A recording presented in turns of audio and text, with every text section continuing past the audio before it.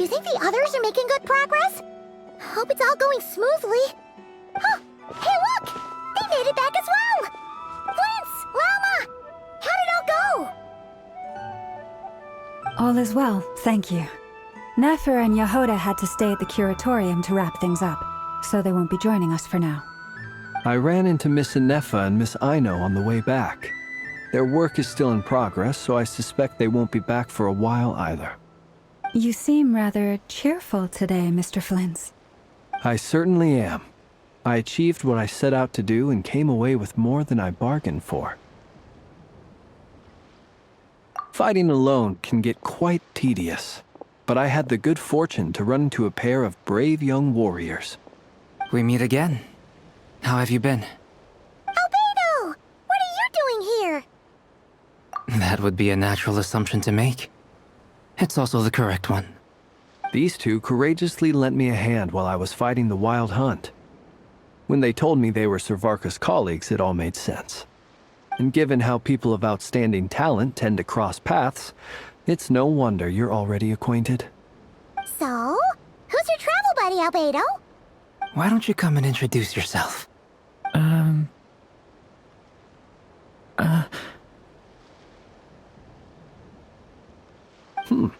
A gentleman of few words, I see. And a rather stern countenance. I presumed you were acquainted with him. Is that not the case? It's nice to meet you. Again. We've technically met before. Wait a sec! You're Minnie Durin! That's right. It's me. I'm glad to see you again. By the way, he says it's okay if you drop the mini. Yeah, I'm not as mini as I used to be. Interesting, isn't it? The first step towards blending into human society appears to be reflecting on whether one's name really reflects who they are. Wow! You look so different! In a good way, of course. It's great to see you looking so healthy. Thank you, Paimon. And although you're as mini as ever, I understand that diminutives don't always convey endearment. I'll be sure to simply call you Paimon as a sign of my great respect for you. Wow! You're such a smooth talker now. Paimon could get used to this. From now on, you may refer to her as your esteemed guide, Paimon.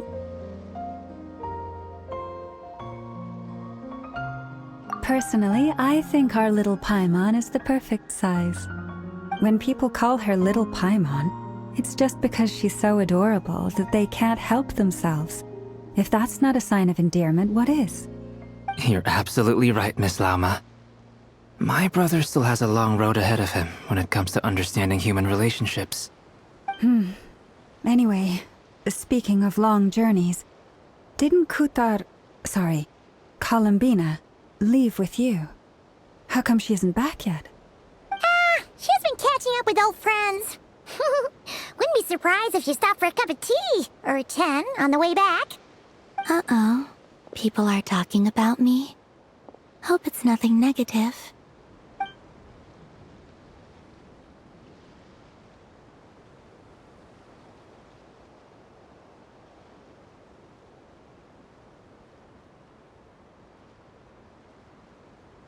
Judging from your expressions, I'm guessing it all went well?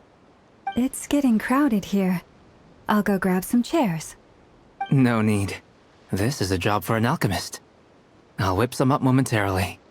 Thank you for your hospitality, ladies and gentlemen, but I was merely escorting my friends back. I'll be meeting Sandrone shortly, as we still have some things to discuss. It's been a pleasure, everyone. But this is where I'll say goodbye. We really appreciate your help. Oh, come on. Spare the formalities. I'm just glad I could help out some true friends. I understand. Well, bye for now, Harlequino.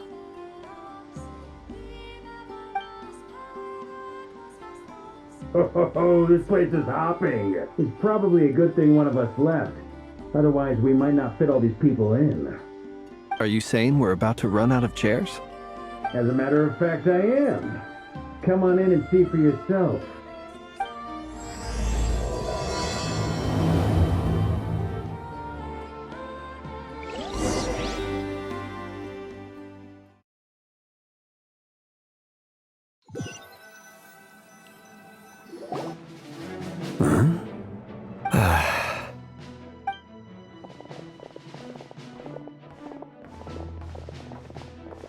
I overheard your little chit-chat outside, by the way. With Miss Columbina's colleague gone, we should be back to the original crew plus the other colleagues I brought in. Though, it looks like we have another new face. Someone else managed to rope in a colleague too? Frankly, you and Paimon are the only people I know here. This here is Deansliff, colleague of Tibet's greatest guide, Paimon, and greatest adventurer, the Traveler. Well, not exactly colleagues, more sort of friends. When someone else jumps in to do the announcing, you know you're speaking to someone important. Let's hear what he has to say. Note to self. Once Paimon knows your name, the rest of the world will soon follow. When he comes looking for us, it's usually something important. Paimon's guessing you've heard about the Wild Hunt, then. From the looks of it, you're about to hold a meeting. If I were to say that the Wild Hunt is our mutual enemy, would that earn me a seat at the table? As the saying goes, the enemy of my enemy is my friend. Mr. Dainsliff, there's a seat with your name on it. Though, I can't promise the same for everyone else. Hey, Albedo, think you can rustle up a couple more chairs? After all this time apart, Grandmaster Varka's first order is to rustle up a couple more chairs. I've missed this. Is he being sarcastic? Hey, he's your brother. Why are you asking us? I've still got a lot to learn about the nuances of human conversation. Trying to decipher Albedo's way of speaking has been like jumping in at the deep end. Oh, good point. Paimon gets you now. Don't sweat it. There are people who go their whole lives without getting the hang of it. You're ahead of the game already. I wonder what's taking Nefer so long. Perhaps you should go and check in with her. If anyone can hurry her along, it's you. I just got back from the curatorium. Besides, aren't you curious to see what's taking her so long? Miss Nefer doesn't strike me as the type to share secrets. And since gathering intel is her specialty, I'm guessing she'd prefer to keep her methods confidential. Under such circumstances, would it not be tactless for me to impose? Oh, but it's fine for me to impose. What can I say? You have an unrivaled ability to garner people's affection, Miss Moonchanter. Besides, you have far more in common with her than I do. All right then. Impressive. She barely fought back at all. I admire your powers of persuasion, my friend. As I'm sure Miss Lauma will realize soon enough, the trick in life is to always pitch in with other people's responsibilities so that you can be selective with your own. Another trick is to simply hide in the background.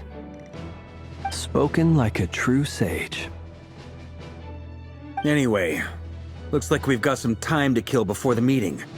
Let's take a little breather, folks. And feel free to chat amongst yourselves. We'll get down to business once the other two arrive.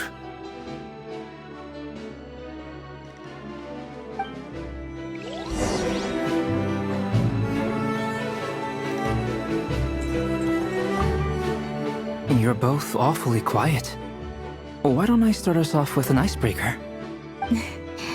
Much obliged. Have either of you ever had your portrait painted? If not, I'd be glad to help. That sounds like a lovely idea. You know how to paint, then? I dabble occasionally. He's an excellent painter. Tables, chairs, people, dragons, you name it. He'll paint it for you. I'm flattered. If I ever get the chance, I'd like to give it a try myself. I'll bear that in mind. Anyway, how about you, Durin? What sort of portrait would you prefer? Oh, I'd be fine with anything. Whatever style feels best to you. Very well. Then I'll play it by ear. You can replicate any style I want? I can try. If you show me a sample, I'll do my best to match it. Thank you. In that case, I'll dig up some reference material for you.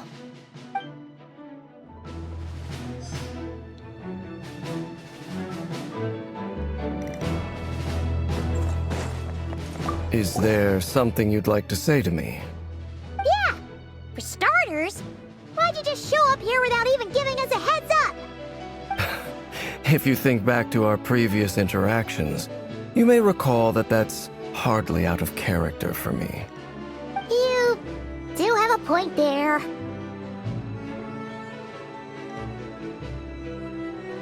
Oh yeah! You'll need to find somewhere to stay the night too, right? Want to tag along with us? You never know. We might get a group discount. Sure, let's do that. Great! Paimon will handle it! And in return, we can get Dainsliff to be our very own personal bodyguard. If that's what you had in mind, you should have said so sooner. I'd be happy to help. Oh, okay then. Paimon was only kidding, but good to know. Anyway, since we're all here together, we might as well watch each other's backs. That's just what friends do, right? Indeed. Thank you.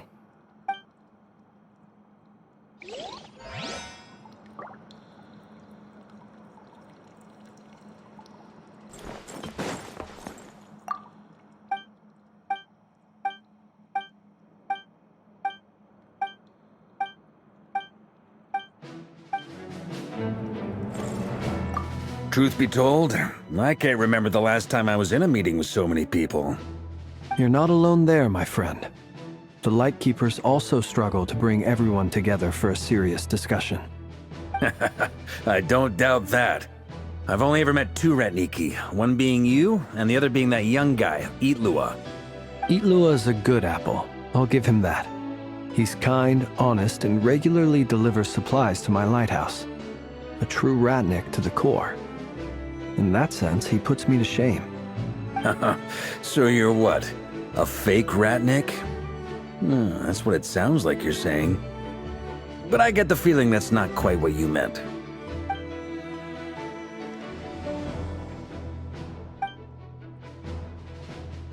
Come on, why the awkward silence? Sorry. I'm not even gonna bother trying to hide it. You've known all along, haven't you, my friend?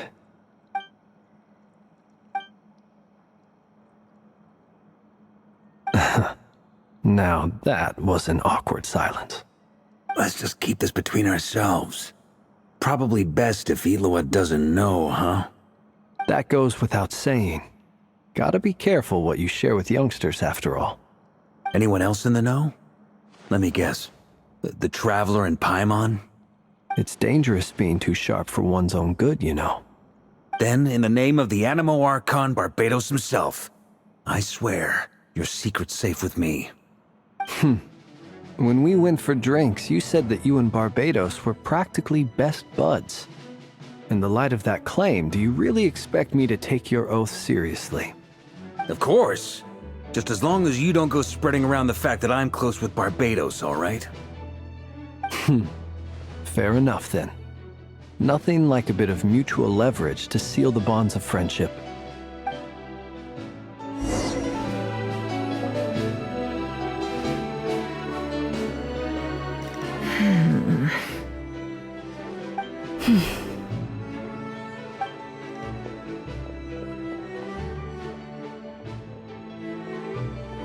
Ah, Miss Nefer. You made it after all. But what about Yehoda? I'm here to give you an update on how things are going on our end. Once this is over, I'll be heading straight back to continue my work. I left Yehoda back at the Curatorium to watch over things while I'm gone. So much for just this once.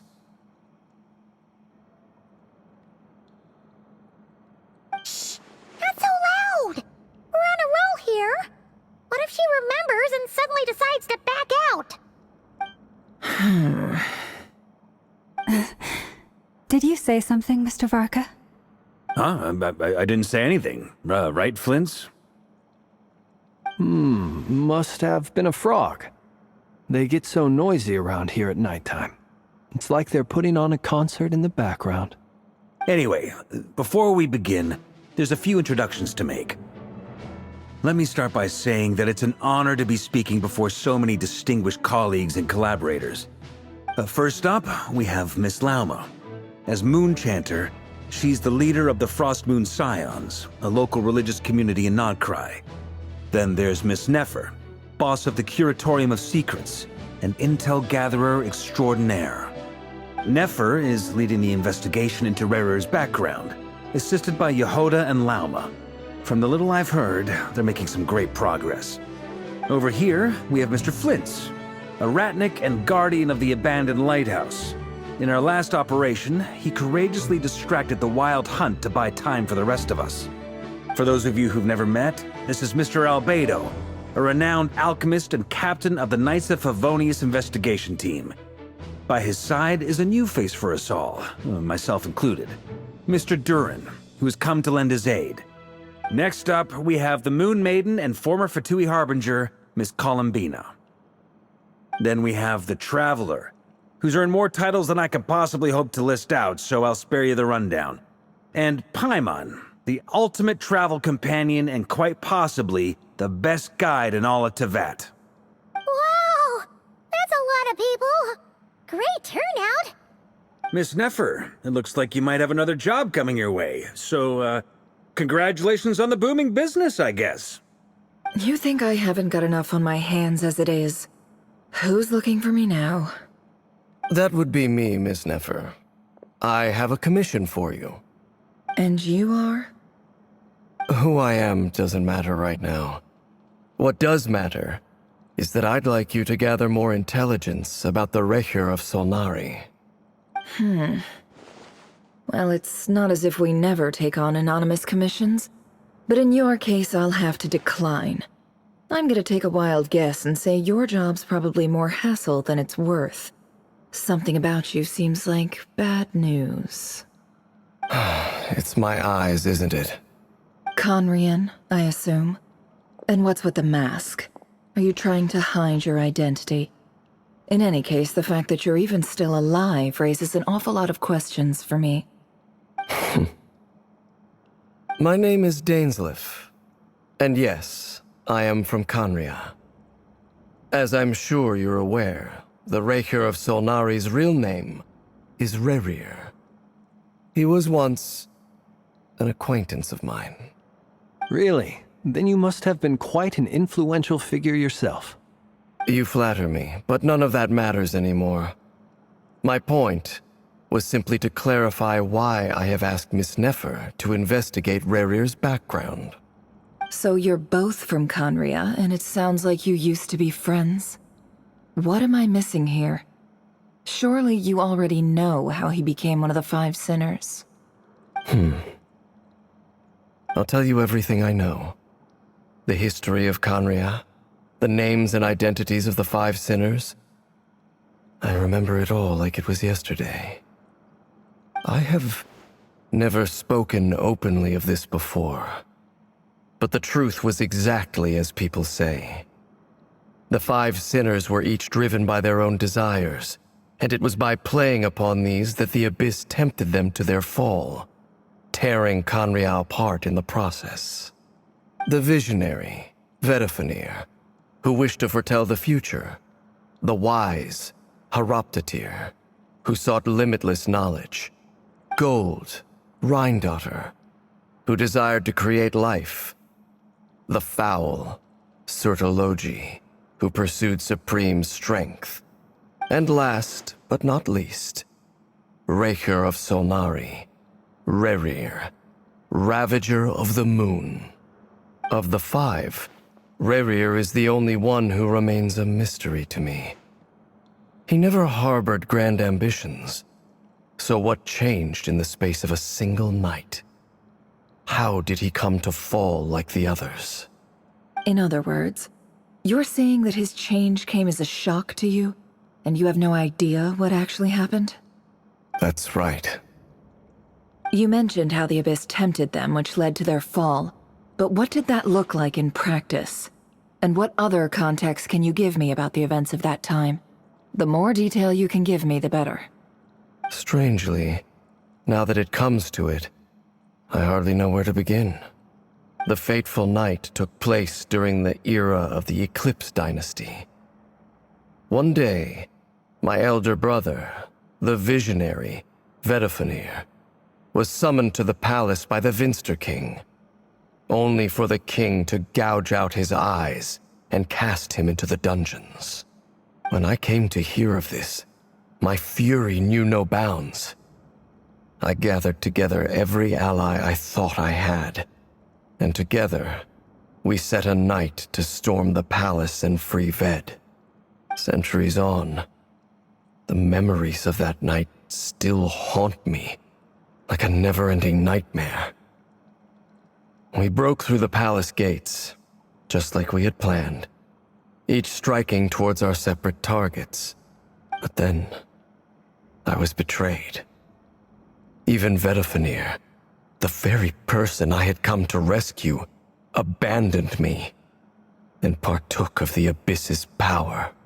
So, it's personal after all. Then tell me, Mr. Dainsleif, what price are you willing to pay? You, of all people, must know that nothing comes for free. I cannot say what price would be worthy of such a commission. But know this. Rerir was not always a madman. Believe it or not, there was a time when he was just an ordinary man, working for the Conrian Intelligence Service. Uncovering the truth of Rerir's past is the only way to unravel this mystery. But before you decide if you will accept my commission, I will tell you more about him. Enough, I hope, to help you plan your next move.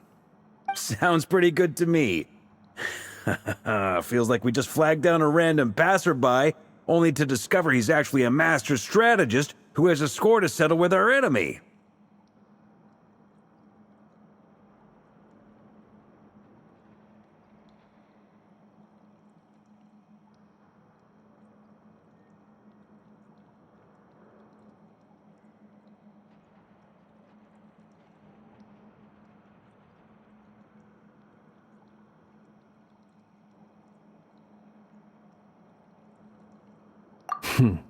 Can I borrow your halo? It could be useful in the lighthouse. Hey, enough with the wisecracks! Besides, isn't that lamp of yours bright enough already? Relax. It was meant to be a compliment. If that was a little over the top for your liking, I'll make sure to tone it down next time.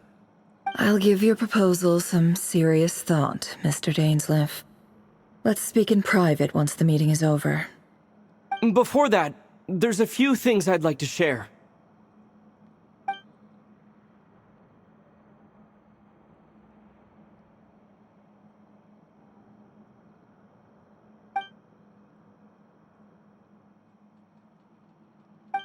Now that we've united the hearts of the three moons, your power should be greatly enhanced. But it seems like that hasn't happened yet? I believe it will take a little longer. You've done so much for me, so I want to be completely honest with you all. Even though I'm doing a lot better now, the truth is, my recovery will likely be an ongoing process. From the moment I was born, my power has been slowly ebbing away. And that is because Tevat has never accepted me. Even with the moons united as one, it seems my rejection cannot be undone. So far, I have yet to find a solution. It may turn out to be a problem that will plague me until the day I finally leave this place behind. Even so, I will do everything in my power to help you drive out the Rehir of Solnari. As Arlecchino put it, this is not about chasing the spoils of victory. It's just a gesture of heartfelt gratitude. Kutar.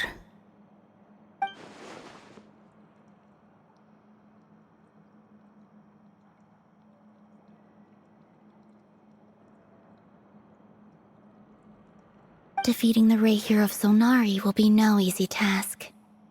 While my strength slowly recovers, we'll also need to gather more intel. Naturally.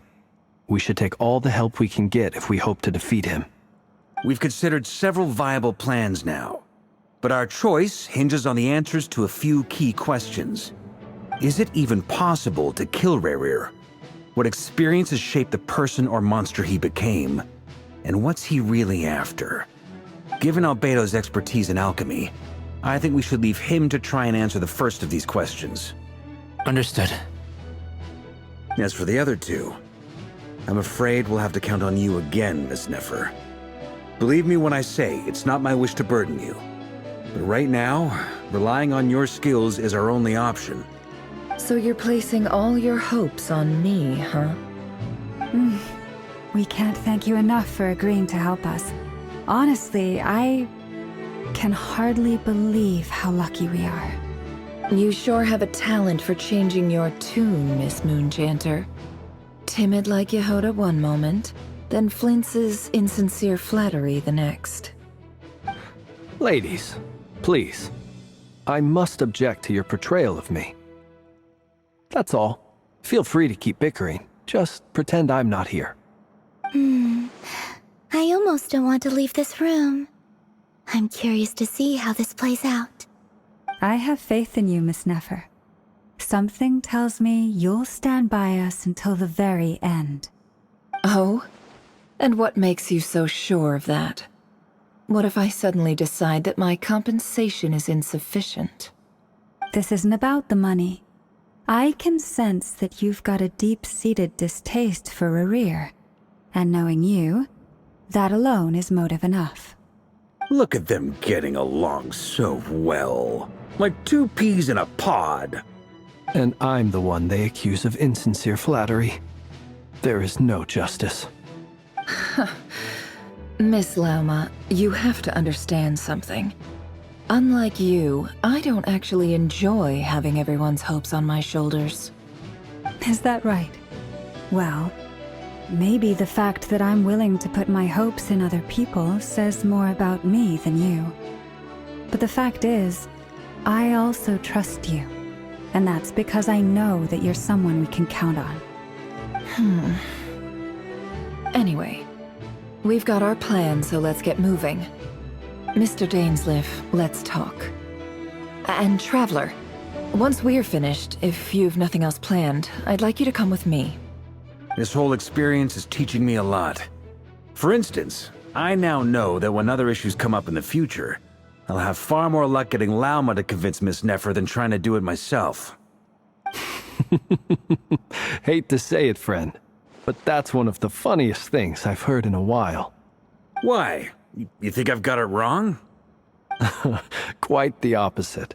But what makes it so hilarious is how long it's taken you to realize.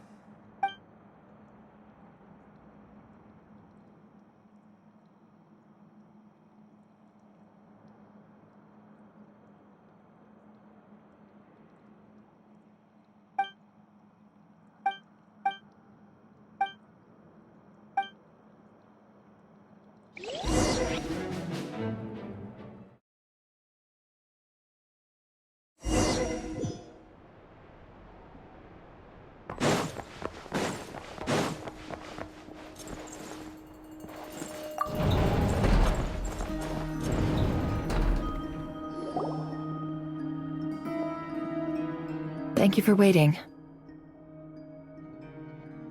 It's okay. We actually used the time to help Dainsleif get a room at the hotel. That's very considerate of you. Now, I trust you share my curiosity about Rahier's past, and you seem fairly familiar with Mr. Dainsleif already.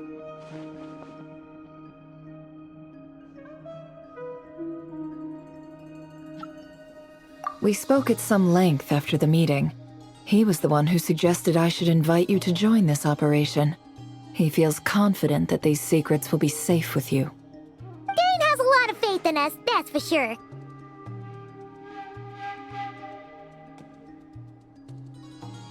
Likewise. I appreciate that you got right on board without interrogating me about why I invited you. It shows that you trust me to explain everything in due course. That's because we know what you're capable of. We appreciate you too, Nefer. You might have been forced to help in the beginning, but this time, it was your choice. That's one way to put it. Another is this, that once a decision's been made, it's set in stone. After that, my only goal is to see it through. Alright, so here's how it is. I'm going to access Rarir's thoughts again using my confidential method. Now, I'm sure you've seen things like this before on your travels, so you're surely well aware of how dangerous it can be. The reason I've gathered you all here is to ensure my safety during the proceedings. I plan for us to enter the fragment of his consciousness together, and once inside, I will focus on searching for information. Think of this as a diving expedition into someone's brain. If I'm the diver, you are my safety equipment, tasked with keeping me alive while I'm under the surface. Once the ceremony begins, we will all be spying on privileged information. But in the interests of safety, you must remain absolutely silent at all times. We will discuss our observations after the ceremony has concluded. Lastly, any individuals of a weaker constitution are advised not to partake in the ceremony. In any case, Paimon has her own job to do, which requires staying in the room but not joining the ceremony.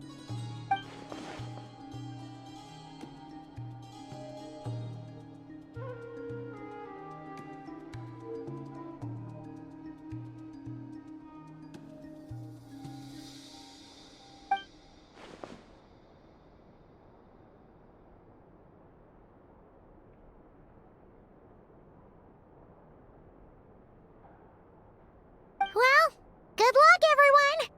Sounds like all Paimon can do is cross her fingers and root for you guys. There's a little more to it than that.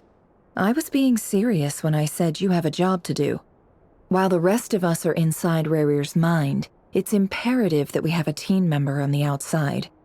In the event that something goes wrong, you will be our first responder. I don't anticipate any issues, but the extra level of safety will be greatly appreciated. I second that. This is a dangerous operation here, and you're our whole rescue team. That's pretty much the most important job in the crew. So, Paimon's like the lifeguard? Yeah, that makes sense. Alright, got it. Good. Please, take a seat. We'll get started momentarily.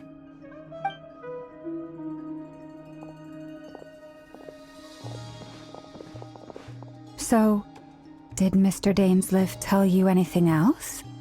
He told me that he believes Rarir kept some big secrets in his life. He's not sure that they were the cause of his eventual downfall, but he's asked me to uncover what those secrets were all the same. But surely you're not planning to go through with this, no matter the cost. If you think that, you'd be overestimating me. I'm a businesswoman, not a mercenary. But I do have my own professional reasons for taking this job. You think I'd turn down the opportunity to get a first-hand glimpse into Conrian history? No chance. Well, as long as you don't let morbid curiosity get in the way of safety concerns, we're good. We'll do whatever we can to help you. You're such a killjoy.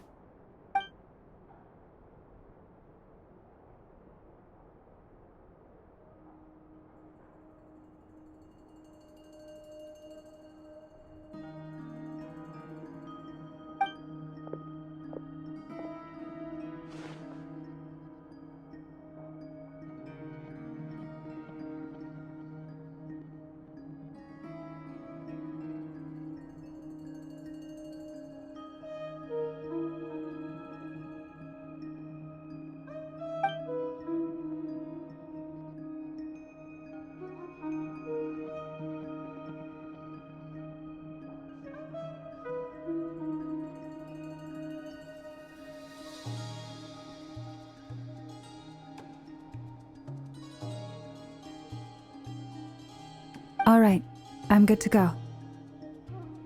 All set over here, too.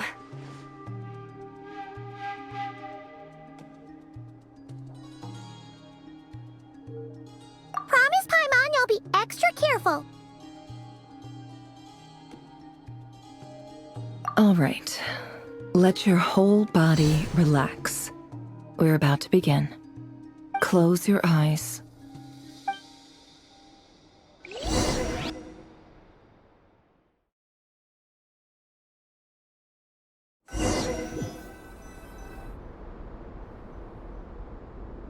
Phew. Could this be his office? Pretty standard setup. Bookshelves, paperwork, files. According to Dainsliff, Rarier used to be an intelligence operative. Chances are there's plenty of top-secret intel stashed away in this room. Is this where you keep your secrets, Rarier? Can't say I'm not looking forward to this.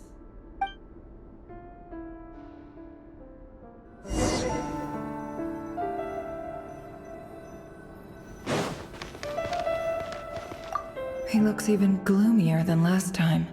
I wonder what's changed.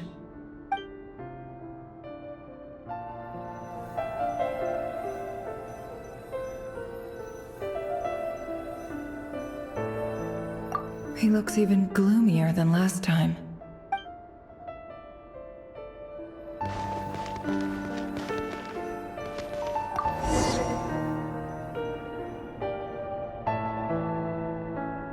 Today's files are in. Time to wade through them, just like usual.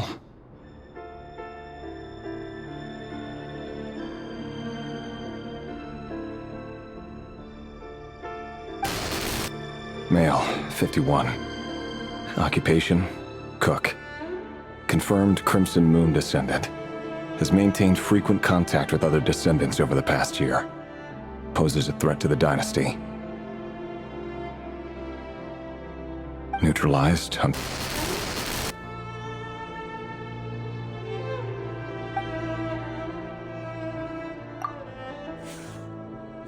This one should be archived under purged targets.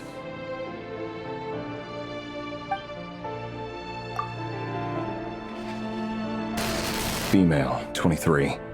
Occupation, office clerk. Confirmed Crimson Moon descendant. Has maintained frequent contact with other descendants over the past year.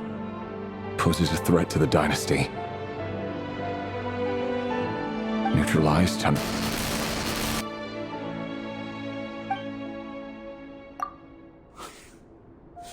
Another one for purged targets.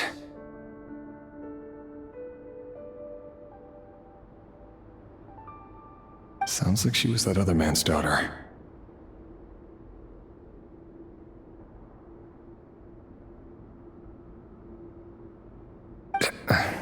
Never mind. What's it got to do with me?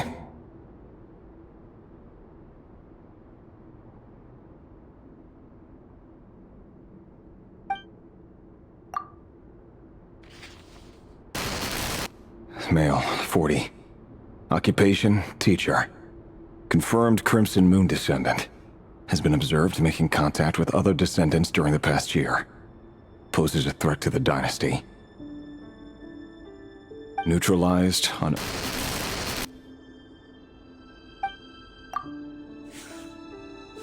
Just another nobody for the archive.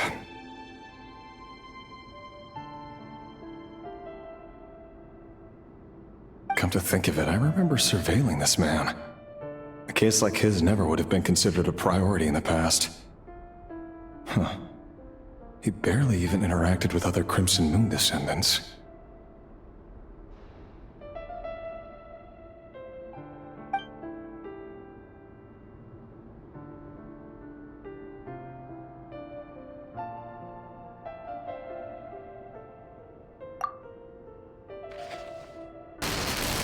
Female, 16.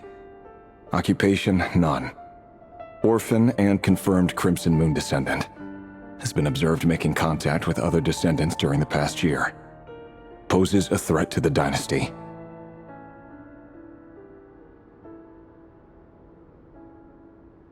Neutralized on...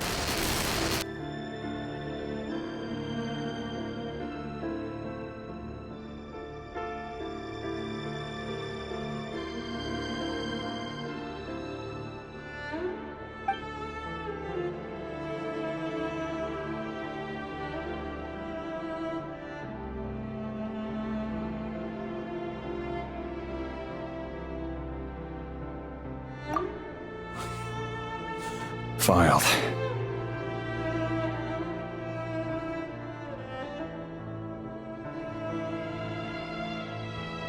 I have no recollection of this girl.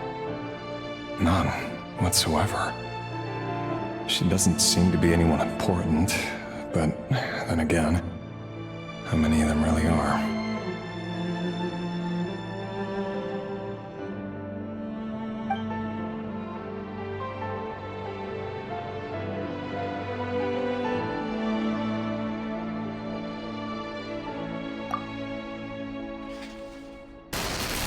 Female, 13.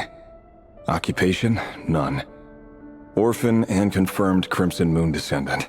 Has been observed making contact with other descendants during the past year. Poses a threat to the dynasty.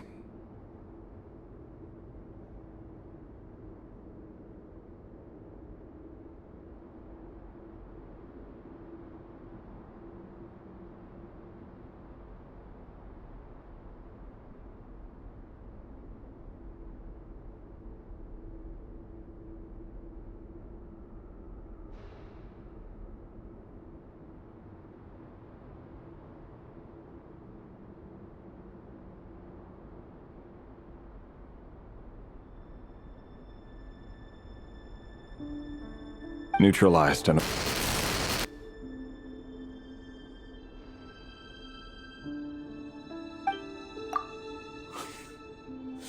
Filed.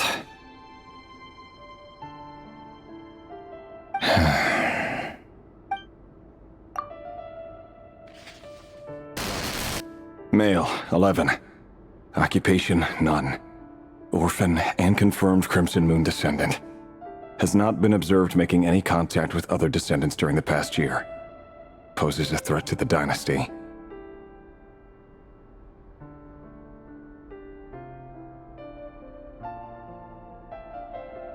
Neutralized and...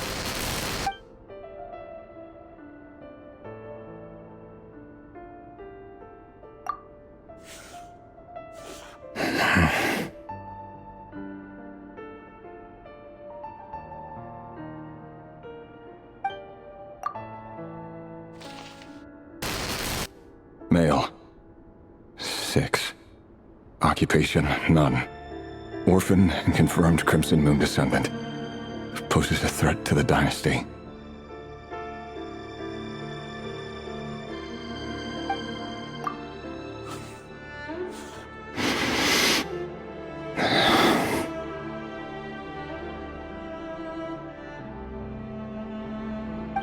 It's funny, isn't it?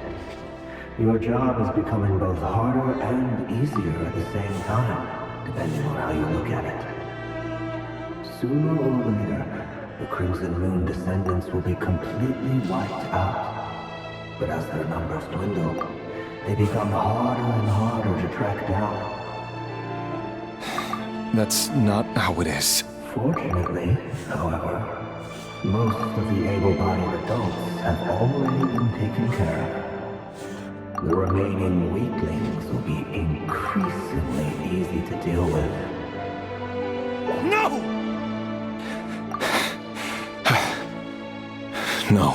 My job is to ensure the survival of the Eclipse Dynasty. And the only way to do that is by eliminating any and all potential threats. It's a perfectly legitimate line of work. Every single one of my colleagues can attest to my fairness. And if my friends were aware of the facts, I know they'd back me up too. Assuming, of course, that they were aware of all the facts.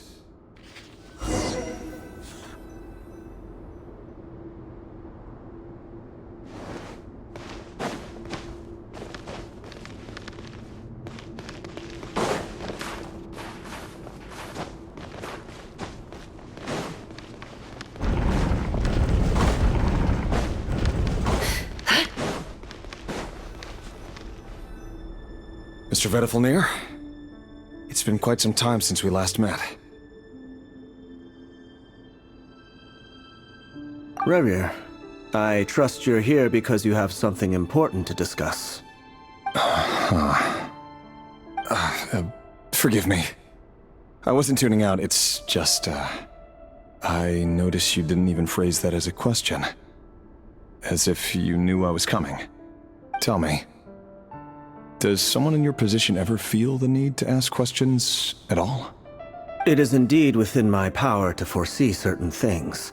Things like your arrival. I was just thinking, it won't be long before I'll be inviting both you and Dane to my wedding. That isn't a lie, but nor is it a fact as such. It's a wish, isn't it? No fooling a prophet, is there? Ever since that day we met for drinks, I knew it was only a matter of time before you came looking for me. Does it feel good? Knowing how the future will unfold. I'm afraid the notions of good and bad fail to capture the complexity of what such a power entails. Once you've seen what will come to pass, it can be all too easy to succumb to fear and melancholy. Unless, of course, you learn to abandon these feelings.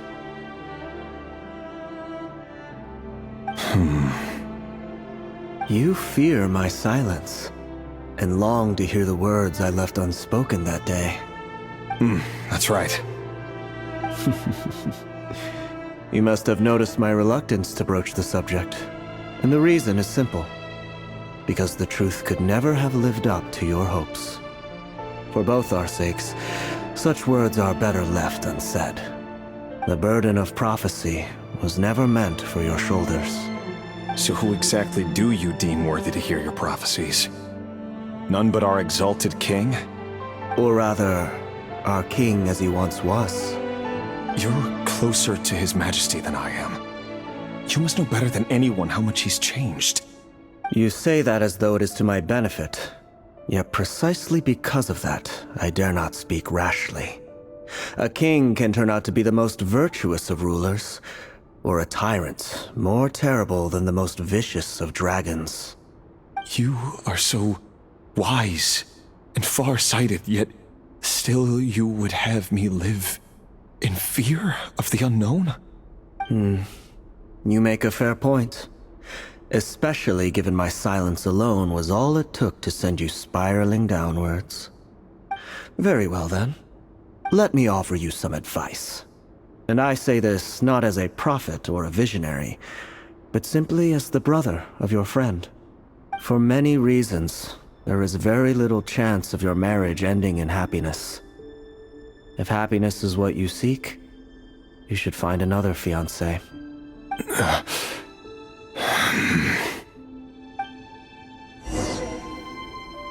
Hold on. There's that same black fog again. Could this memory belong to Thelindis? Guess I'd better Wait. Hear me out. This time we finally got a clear look at his face and learned his true identity. His name is Rayrir, and he claims to be one of the king's guards. What did you say? A cruel irony, isn't it? The man you're set to marry leads a double life as a brutal executioner. Why are you telling me all of this now? Simple. It's because I want you to kill him. You are the only person he would never suspect. No, absolutely not. I would never dream of doing such a despicable thing. So you'll just stand by and watch him slaughter us to the last? Do not forget that the blood of the Crimson Moon flows in your veins too. The blood of the Crimson Moon? What does that matter now? The dynasty has long been dead and gone. You think that alone is reason enough for me to throw away everything I have? Why wouldn't it be? You two were once a child of the Crimson Moon, just like me. Don't tell me you've never felt so much as a flicker of fury for the way we were trampled into the dust. As long as you promise to abandon this pipe dream of restoring your dynasty, I can try to persuade him. Or have him persuade the Vinster King. Persuade the Vinster King? Do you even know why he's so obsessed with hunting us down? Why he keeps trying to force us to hand over our secrets over and over again? Or why we refuse to give up on restoring the dynasty? The Vinster King. A blind fool. His eyes clouded by powers from beyond this world. A petty little man with a miser's heart. And he dares to sit upon the throne? Mark my words. Sooner or later, Conria will fall. And it will be his doing. If you can't bring yourself to do it, so be it. Just you watch. It won't be long before calamity descends upon us all. The Rehir of Solnari. That really is quite a secret you've been keeping from me, Rerir. But who am I to talk? Am I really any better? I've kept my own past a secret this whole time too. Love should be built on honesty. But ours was born from lies. And yet... is it really so wrong to hide things that would only make life harder? If we don't cover up the parts that no one else should see, how can we go on pretending to be normal? Vedifulnir must have known all this. And that's why he made his prophecy. In the end, nothing stays hidden forever. But I won't just sit by and watch this disaster unfold. I'll do everything in my power to protect what I cannot afford to lose, no matter who I have to face.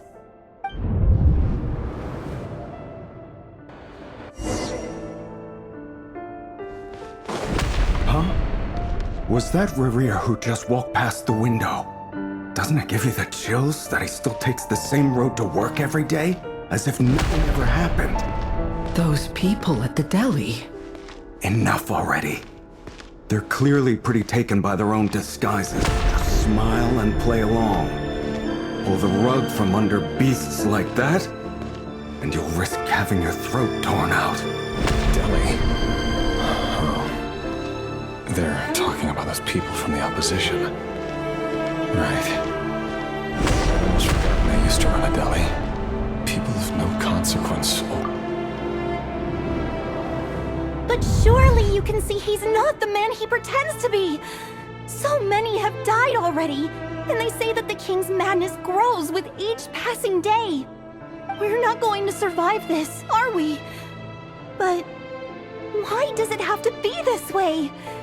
Do we really deserve to die just because of the blood that runs through our veins?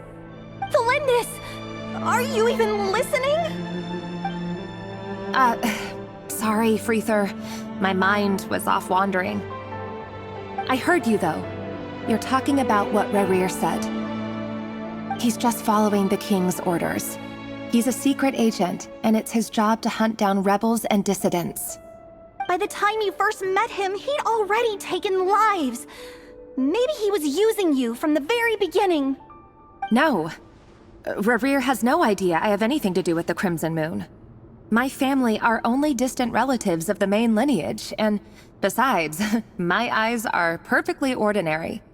Truth be told, apart from my teacher, pretty much no one knows I have any connection to any of it. It's been a long time since my family severed ties. But as Orlog said, who could possibly talk sense into that raving lunatic of a king? No one. I'll work something out. Trust me, I'm with you all. But for now, you need to keep yourselves hidden. Don't let anyone find you, anyone at all. Don't forget that Rerir is an Eclipse operative. You need to be extra careful when he's around. And when I am too. For now, don't come looking for me. And if anything happens to me, just act like we've never met. If even you can't escape this, what hope do the rest of us have? But after all this time together, surely he wouldn't lay a hand on you. I won't speak in his defense, nor can I give you a clear answer to that question.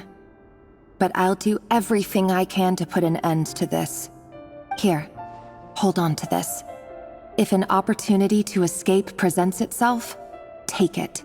You'll be glad you took some spare change. You call that change? But what about you? I've got a job, and there's still money coming in. But you can't go anywhere right now. Please think about yourself for once.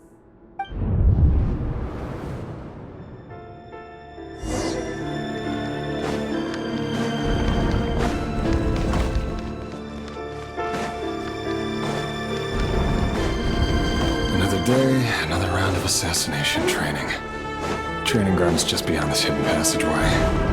When you kill a person, doesn't it bother you when you end up covered in their blood? Why would it? Make sure you have a firm grip on the handle. And choose your angle well. Keep your movements light and brisk. And the prey won't sense a thing. That. I'll let no one put that at your head. I work clean. No traces.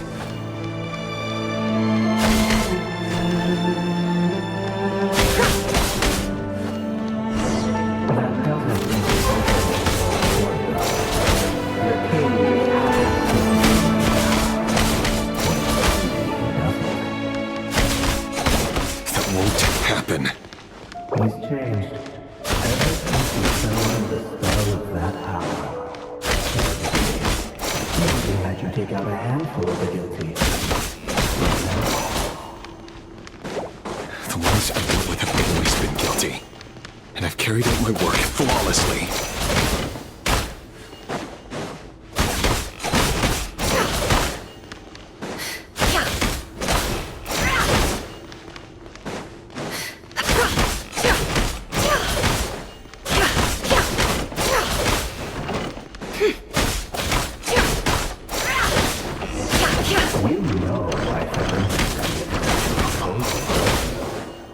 Was it because he didn't trust you? Or something? Enough!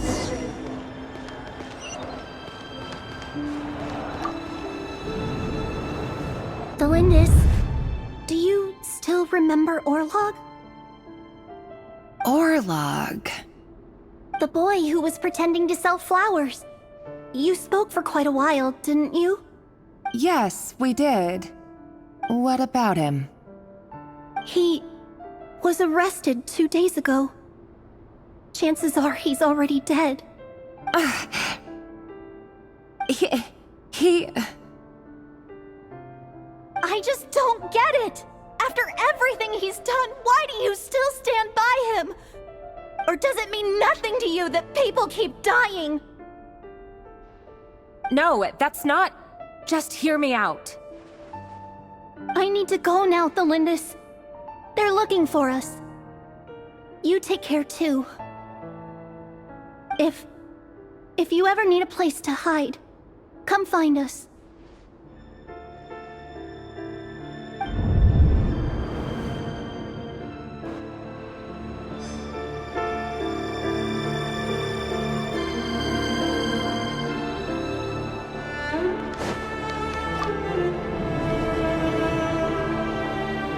Author, Thelindis. Over the course of this week, the research object was subjected to interference for a total of 47 hours for experimental purposes. The results are as follows. All subjects of observation that were sent inside have now... The situation within is proving more problematic than anticipated. No progress whatsoever. What now? Won't you give me even a glimmer of hope?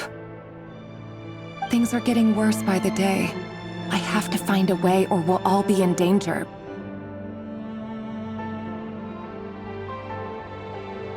But I...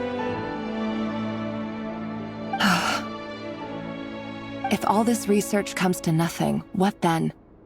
Sooner or later, it'll be my neck on the line. But could he really bring himself to kill me? No. Surely he wouldn't have the heart.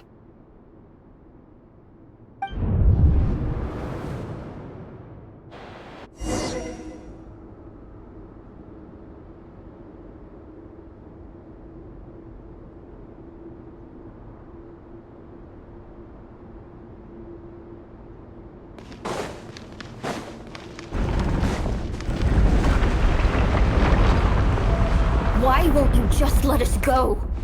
We don't even know each other. All we want is to live ordinary, peaceful lives. You want to live?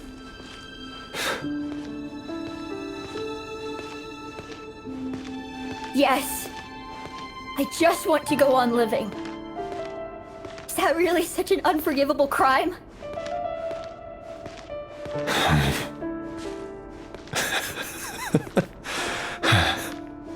You want to go on living. I want to keep living too. To keep living forever. That's why I have no choice but to continue on the path I'm on. If only some savior would suddenly swoop down and change the way the world is. Too bad that's not going to happen. Imagine that. If there really were such a person, you and I wouldn't be standing here like this, would we?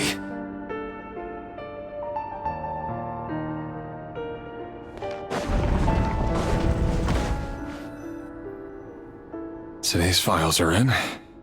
Time to wade through them just like usual. No, I don't get tired of it. It's my job. And not only am I lucky to have it, I'm good at it too.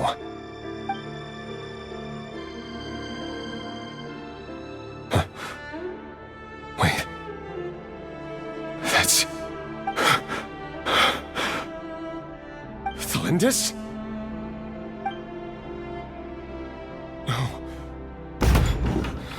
No. No! Why? But you bear no mark of the Crimson Moon. How could you possibly have anything to do with them? It cannot be! A diluted bloodline. Carefully concealed. I see it now. You've been living in the shadows just like me. What a fool I've been. Numbing myself with talk of justice. Even imagining my friends would back me up. But in the end, Irminsul. Finster King! How far are you going to take this? From the direct bloodline to secondary offshoots? And then what? Today it's the descendants of the Crimson Moon. Who will it be tomorrow? Will you not rest until everyone down here is dead? No. This cannot go on. This is where it ends.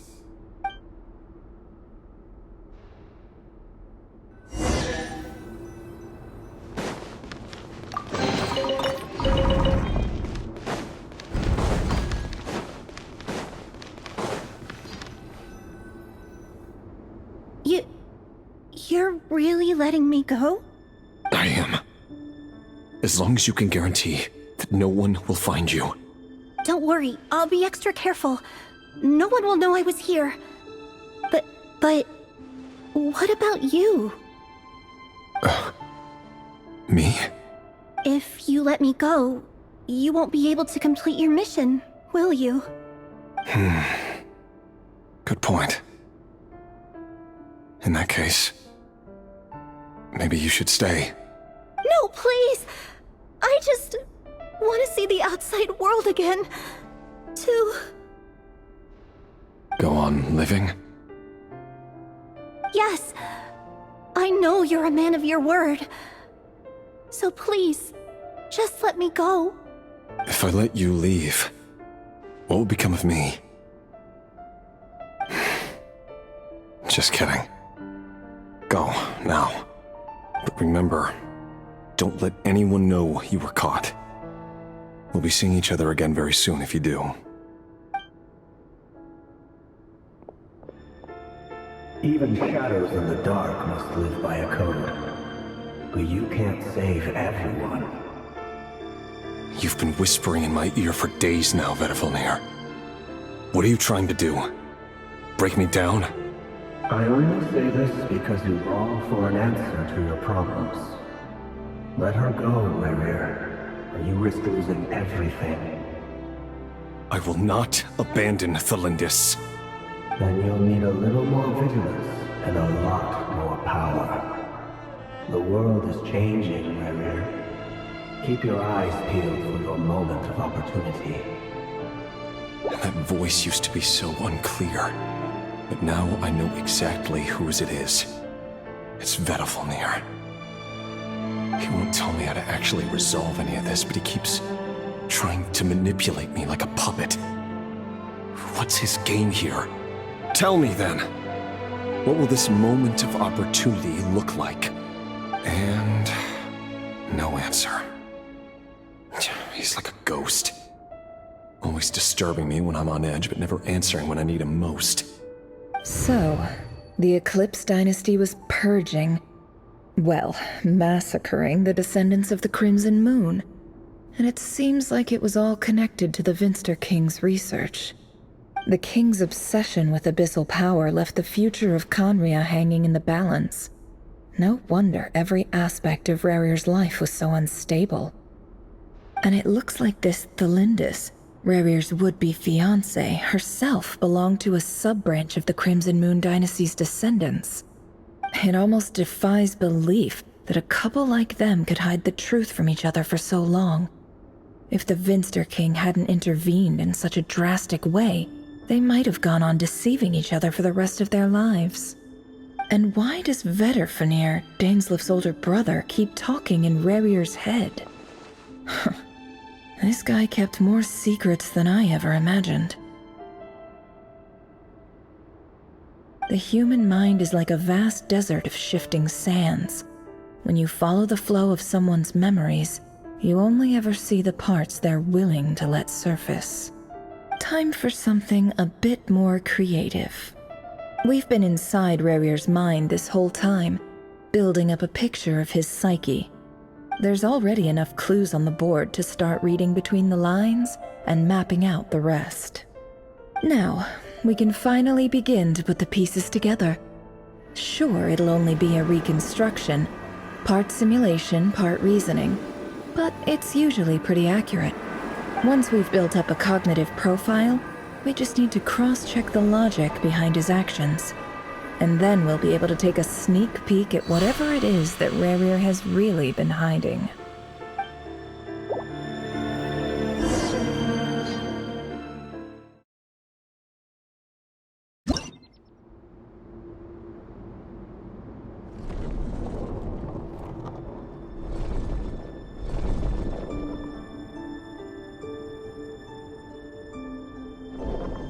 Rarir, are you there?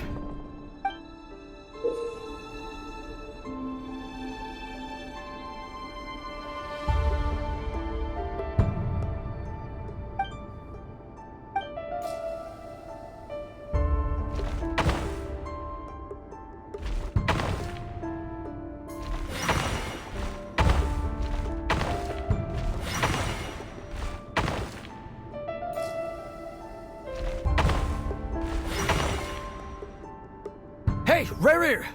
Come out, it's urgent! Dane? What's wrong? Quick, come with me.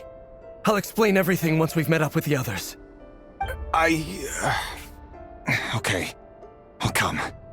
But the Lindis is still over at the Universitas. I'll need to leave her a note. All right then, but make it quick. I've never seen Dane so worked up before. Whatever this is, it must be big trouble.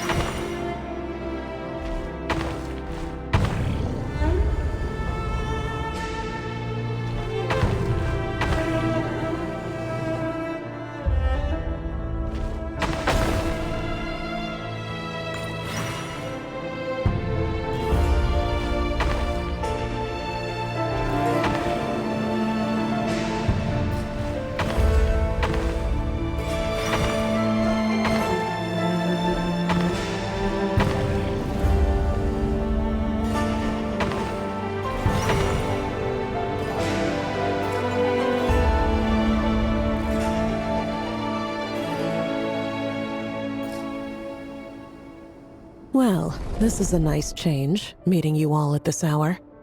When men and women of ambition can speak face to face in broad daylight, I say that's a big step forward for our dear Conria.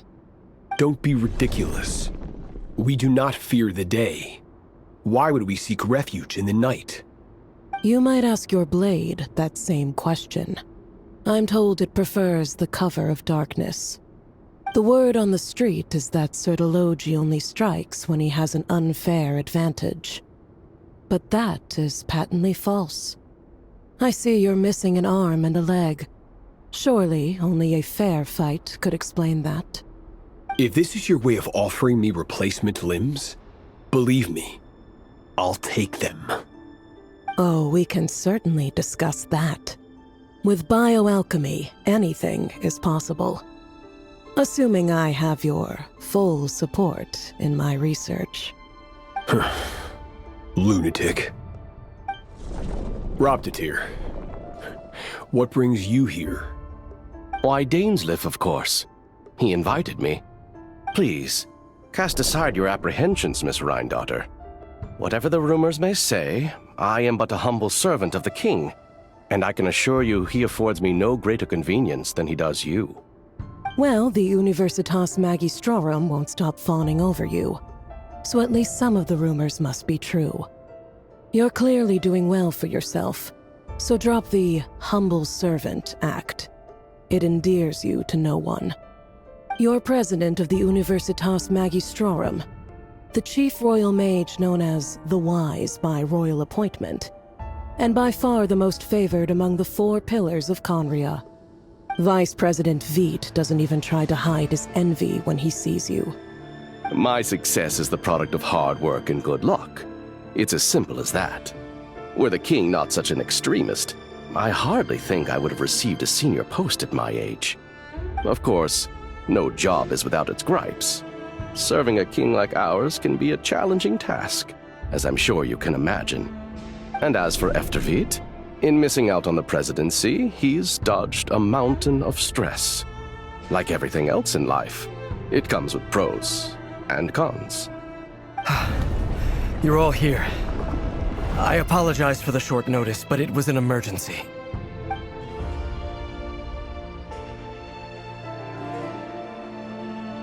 You must be Rerir. Mr. Sir Elegy. Yes, I handled your case file during your sentencing. Nothing personal, of course. I'm pleasantly surprised that you remember me. You're clearly a person of substance if you've been invited here. But Dainsleif, you'd better have a very good reason for convening this little gathering.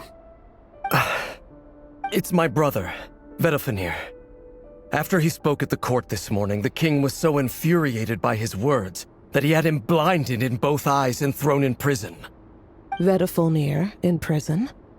Strange. I thought the king trusted him and Horoptatir more than anyone else in the world. Does this mean the king's circle of trust just got even smaller? It has nothing to do with trust. It's about what the king wants, which is as clear as day to anyone paying attention. I simply appease him, because it's in the best interests of the Universitas Magistrorum. And also because you're slimy.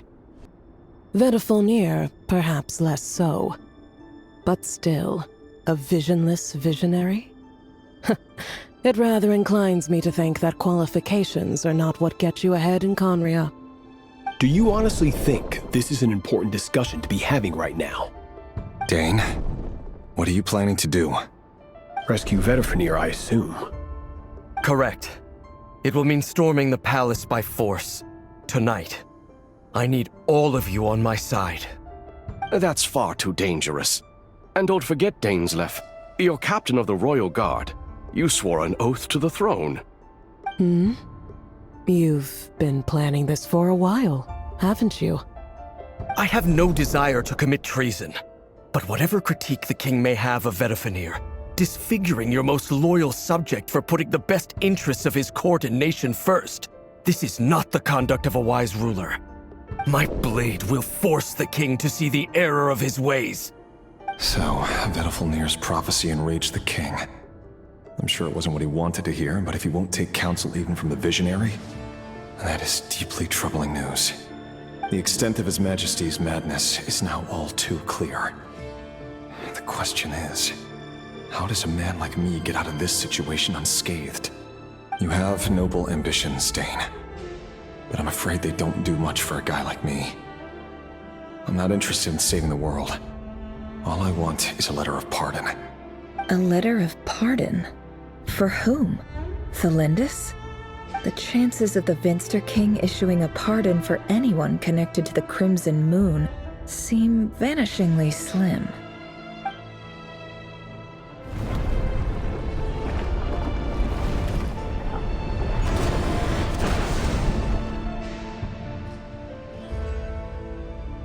This black fog over the board must have some connection to Thalindus. But why is it taking this form? Does it have something to do with Revir's past? Another mystery I'll need to unravel.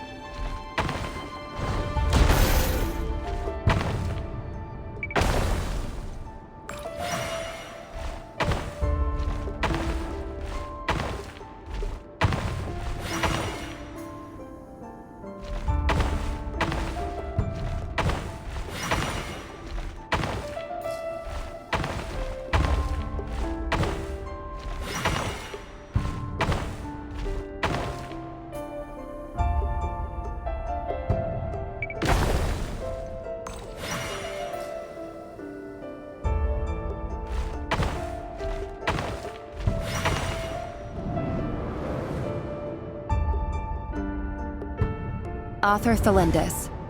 Over the course of this week, the research object was subjected to interference for a total of 60 hours for experimental purposes. The results are as follows.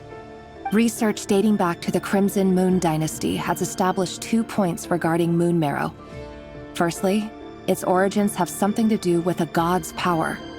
Secondly, it serves as a portal to an as-yet indeterminate location. Moon marrow can thus be defined as a spatial gateway. However, there are a number of hurdles to overcome before we can answer the question of where it leads to. To start with, opening the gateway requires a specific power source, which the relevant literature indicates. An enormous amount of power is then required to keep the gate open. Currently, the total power output of our instruments remains in the single digits. To make matters worse, I am now the only staff member remaining in the Moon Marrow lab. The Universitas Magistrorum recently decided to move most of its personnel into abyssal energy research, which has stymied all Crimson Moon-related projects. This is not a wise move. I have always maintained that placing all our hopes in a single source of power is risky, especially one as poorly understood as this. As well as making ourselves overly reliant on a single resource, we are neglecting other promising technologies. I apologize if this comes across as disrespectful. But as a Moon Marrow researcher, I desperately want to see the world beyond the gateway. If we really made it there one day, what would we find? And how would we go about taming the unknown? My imagination is endlessly fueled by questions such as these.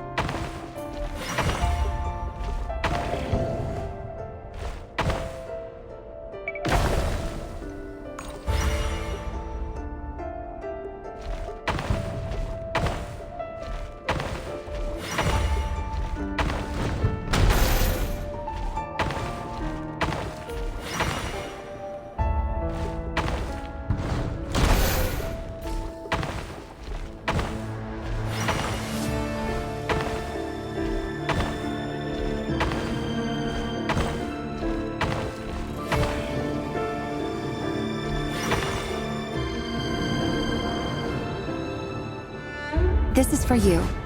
I heard you're gonna leave the city with your parents. The Lindis, did you hear about what happened? I've heard nothing.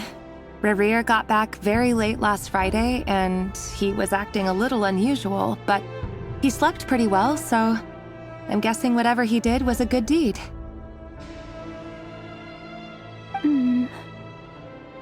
You never saw him, and I don't know what he did. And this conversation never happened. You understand? What if he finds out that you pried into his secrets? Don't be silly. I don't know what secrets he does or doesn't have. All I know is he's just a normal guy who happens to run some errands for the king. Are you scared of him? I don't know. The Rerir I know doesn't match the person you all describe. Logically, I should be scared of him. And yet, I don't want to lose him. But enough about that. You should get going, and be careful with the package I gave you. Keep it secret. Keep it safe. What's in it? A piece of the moon. All you need to know is that as long as you keep it safe, then in the future, everyone will be able to see a red moon. A red moon? You mean our moon? That's right. Our moon. Promise me you'll look after it. I promise, the Lindis. The Crimson Moon bloodline will never die out. Its light, the color of blood, will become like a fire that flows in our veins, no matter how long it takes.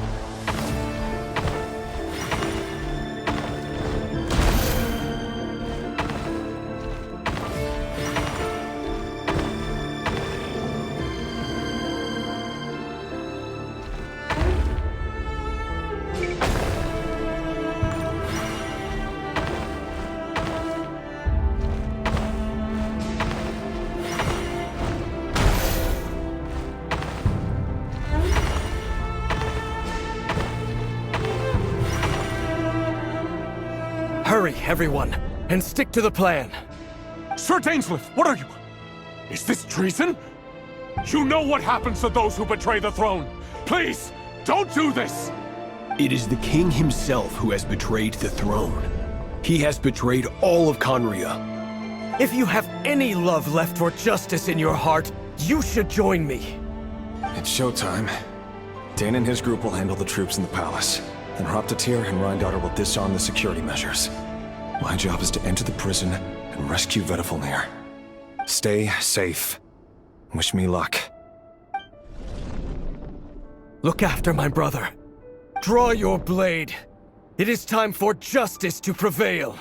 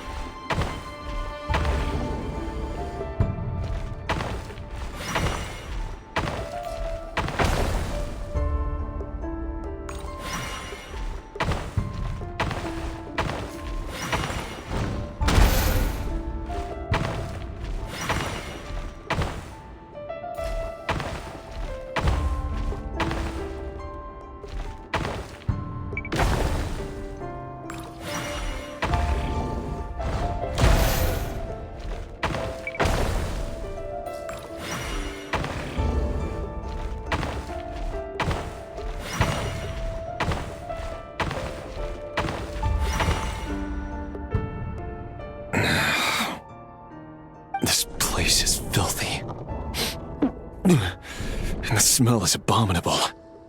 Clearly, the king doesn't allow his prisoners a single shred of dignity. This is dire. Found you. Hello, Mr. Vedafilnir. Ah, it's you. Surprised? Oh, wait. I guess surprise isn't an emotion that prophets feel very often. I certainly felt some surprise in the moment when I was blinded. Surprise at the king's sheer ignorance. Surprise at just how unfairly this world responds to words of earnest remonstration. I'm curious. What did you prophesize this time? It wasn't a prophecy. It was a word of warning. Someone had to say it. The king has forsaken all reason in pursuit of his obsessions. I simply told him that if he continues on this path, Conria will surely fall. But he didn't listen. Worse still, he stabbed you in both eyes and locked you away. Dane asked for my help. The court is in complete chaos now, but I'm sure you predicted that. Everything is transpiring as I foresaw, yet I am powerless to change it. Fate is an immutable force. I can but lament as the inevitable unfolds. I do wonder whether giving a man the power to see the future does nothing more for him than slowly crush his spirit. Forgive my curtness, Vedafilnir, but the king did not suddenly turn on you today. His suspicions have been brewing for a long time. You can't have wisdom beyond the reach of your fellow man without attracting his fear and suspicion. There are things the king does not want to see. So, he doesn't want you having visions of them either. He blinded you because he thought this would make the visions stop. He wasn't entirely wrong. I did indeed lose my power to see the future. Right up until... Until what? Just now. I believe I saw something new. Well, tonight could go a lot of different ways. 5 of us banded together to storm the palace, also we could rescue you. This will go down as the most tumultuous day in Conrian history. I sense hatred in you. But also hope. A desperate hope that with the tyrant deposed, that will be the end of the story. But this is not the end. It is the beginning of a new chapter, in a whole new story. There are many men of honor and courage in this world, Rerir. But you are not one of them. You're not here for justice, are you? You're here for yourself. Is that a dagger? Interesting. Why not the polearm? It was always your weapon of choice. With your abilities, I don't doubt that you were able to recover some of your sight. But I also doubt that you want to make an enemy of me right now. Of course not. We're on the same side, aren't we? We could be. But I need you to be honest with me, Vedafilnir. At this point, you're my only hope for the future. You mean your future? With your beloved, Felindis? Yes. And I know there are bigger things at stake here. A dynasty, a nation, maybe the entire world. But forgive me, I care first and foremost about myself. I can't abandon the one I love to save myself. I just can't do it. But you see a broader picture of the future than I. You see the solutions to the biggest problems of our age. So tell me, what is my solution? What's the answer? In matters of fate, answers are either right or wrong. What will be and what will not. Maybe you are willing to pay a certain price in the pursuit of happiness, but unfortunately, fate does not negotiate. That is the cruelest thing about fate. It is unmoved by your sacrifices. That can't be true. I know it's your voice that I keep hearing in my head, urging me to see how the world is changing, to seek more power, so I can protect the things I love. You show me disaster, but you won't show me how to avoid it? Why? Why are you doing all this? My voice. In your head.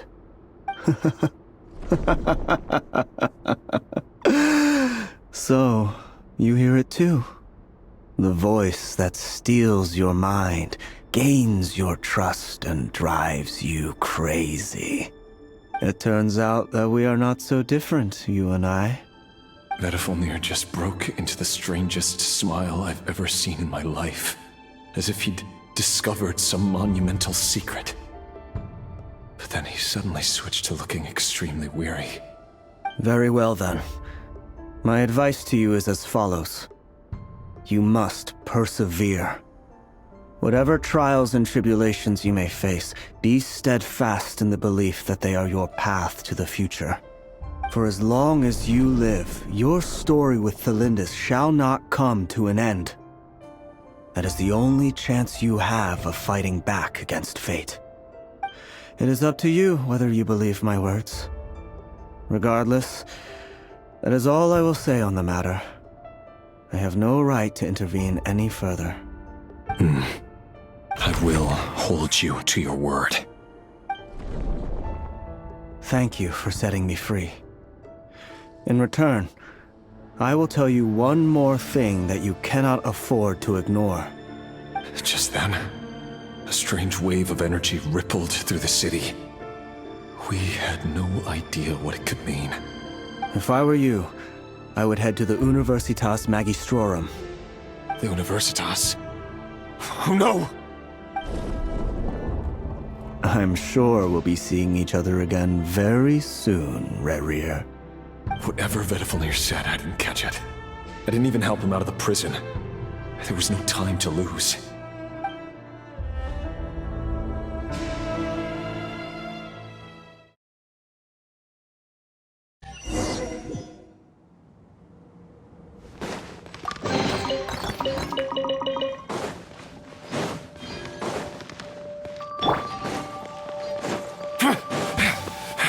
Monsters? Is this what my daughter's doing? Or the Universitas Magistrorum? Out of my way!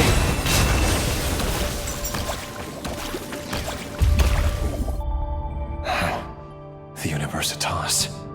That reminds me of a rumor I once heard. Allegedly, the king installed secret mechanisms in the palace and around the city. No one knows where they are or what kind of power they hold. But if they were ever going to activate, it would probably be on a night like tonight. Help! Help! Hold on! Don't let them anywhere near you! Save me! I can't! Ah! That sounded like an explosion. So, the rumor is true? The king really went through with it. What other means does the king have at his disposal? They must run on power from the Abyss. And given it's a major center of Abyss research, anyone over at the Universitas will be in grave danger. I have to hurry!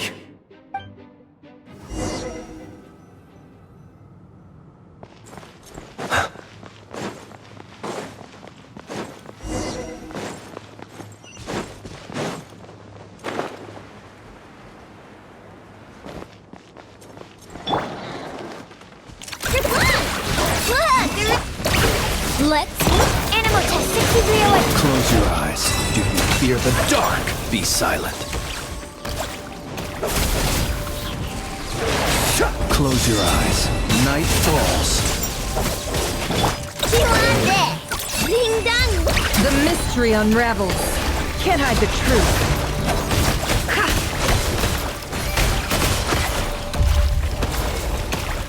It all adds up. Go claw. Controlled breathing. Stop. Absorption test. Be silent. Night falls.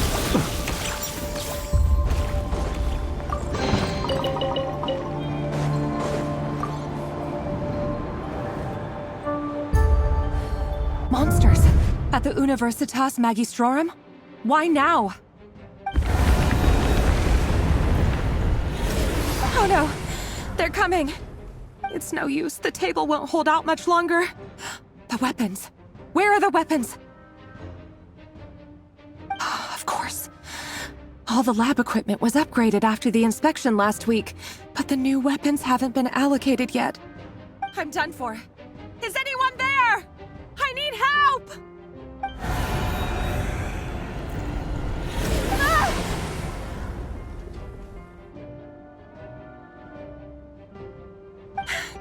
stay back!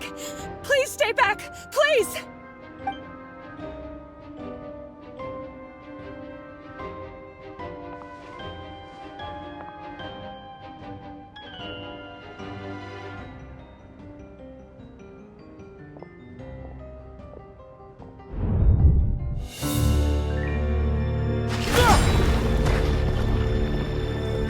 What's that? Reverie! So the rumors about your work are true. What? No! Listen, something happened at the palace tonight. We have to leave! You don't need to lie to me anymore. What do you mean? I know why you're worried, and I will respect the decision you've made. But it's okay, because I found a solution. I know how to end all this. You can have it back. The normal life you so desire. But until then, I'm afraid our wedding will have to wait. Cylindus? No, don't do it! Cylindus! Cylindus!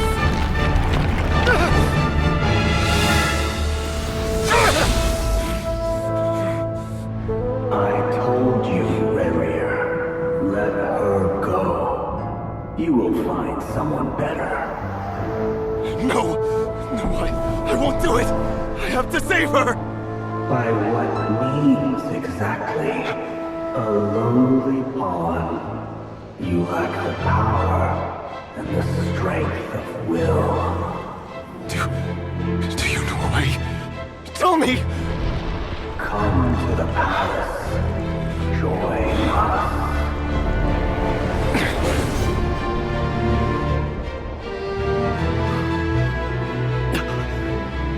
Reverie, thank goodness we... Step forth and take your share. You made it. Not you too.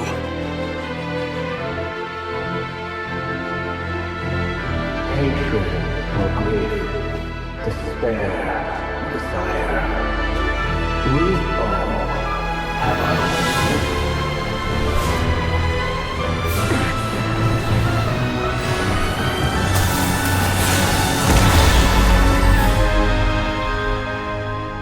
Reverie. Reverie. Cylindus? Were you daydreaming?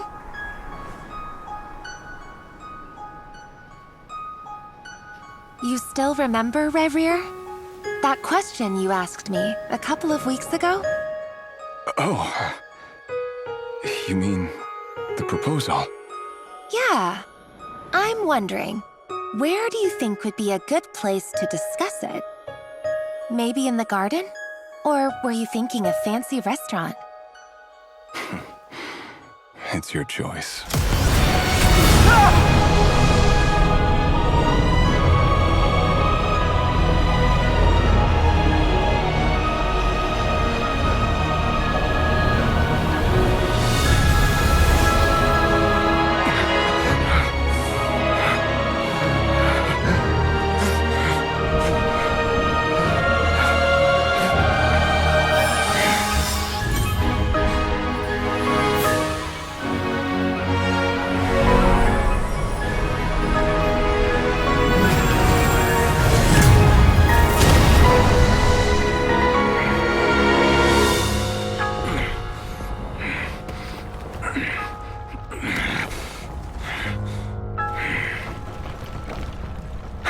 Find you.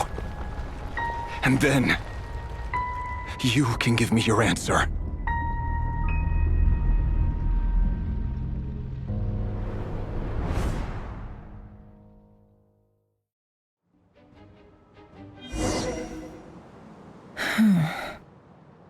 So that's how the Raker of Solnari was born. A monster created by circumstance is a monster all the same. Viewing other people's thoughts for too long can get uncomfortable. Right now, I'm feeling a strong sense of loathing. In a nutshell, The story of Conria is what happens when the truth falls by the wayside. Everyone tells little white lies, and before long, you have a huge pack of lies that destroys everything. Whew. Time to get back. His past is filled with sorrow, but the tale of any fallen civilization is one of endless tragedy. Cruel as it may be, that was Conria's fate.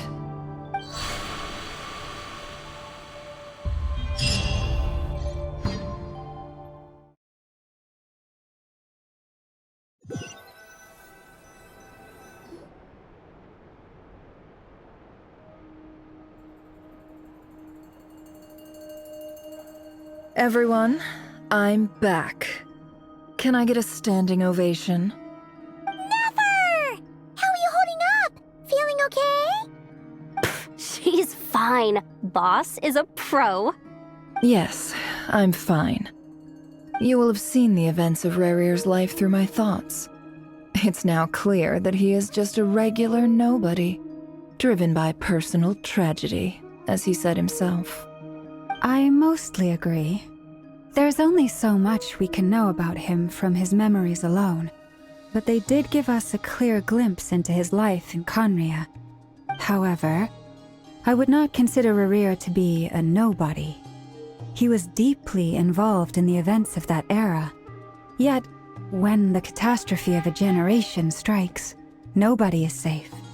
Sounds to me like you're speaking in riddles again. Is this you urging me not to abandon the people of Nodcry in their hour of need? That's not what I meant. Although I do hope you choose to remain a part of the plan. Without you, the mission ahead will be all but impossible. Then try to remember that I respond better to the carrot than the stick. And I don't appreciate being bossed around. Now, as for you, Missy, you were excellent. You stuck to the rules of the ceremony and kept your mouth shut the entire time. Bravo. Cool. So, can you fill me in on the deets now? Most of what I saw went right over my head. Patience. You'll hear the whole story, don't you worry. But let's meet up with the others first. It will save me narrating it twice. Yehoda? Yes, boss. Let me get that door for ya. That's more like it. For a moment there, I was worried you'd forgotten about the first clause of your employment contract. Forgive my curiosity, but what does the first clause say? It says I gotta do the annoying stuff that boss is too lazy to do for herself. Like opening the door, pouring the tea, yada yada. Is that right? If something is in the contract, it's because she willingly agreed to it. Rest assured that the Curatorium abides by the very strictest of labor policies. You don't seriously think I'm cruel enough to treat her like my slave? In any case, I've hardly shied away from my share of the work today. Hope I don't catch Flintz and Varka lounging about in their chairs, enjoying a leisurely cup of tea. There's nothing I dislike more than other people enjoying themselves while I'm hard at work.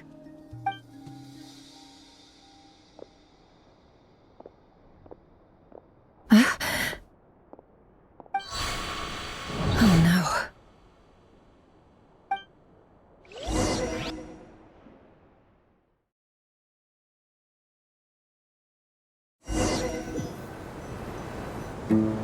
Sorry to disturb you, but we seem to have run into some trouble.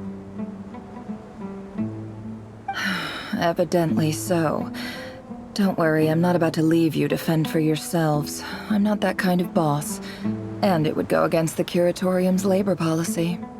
I'm sorry? What did you hear me say? I wasn't talking about labor policy. Wait. How long have I been standing here? Not long. You just appeared by the door a moment ago.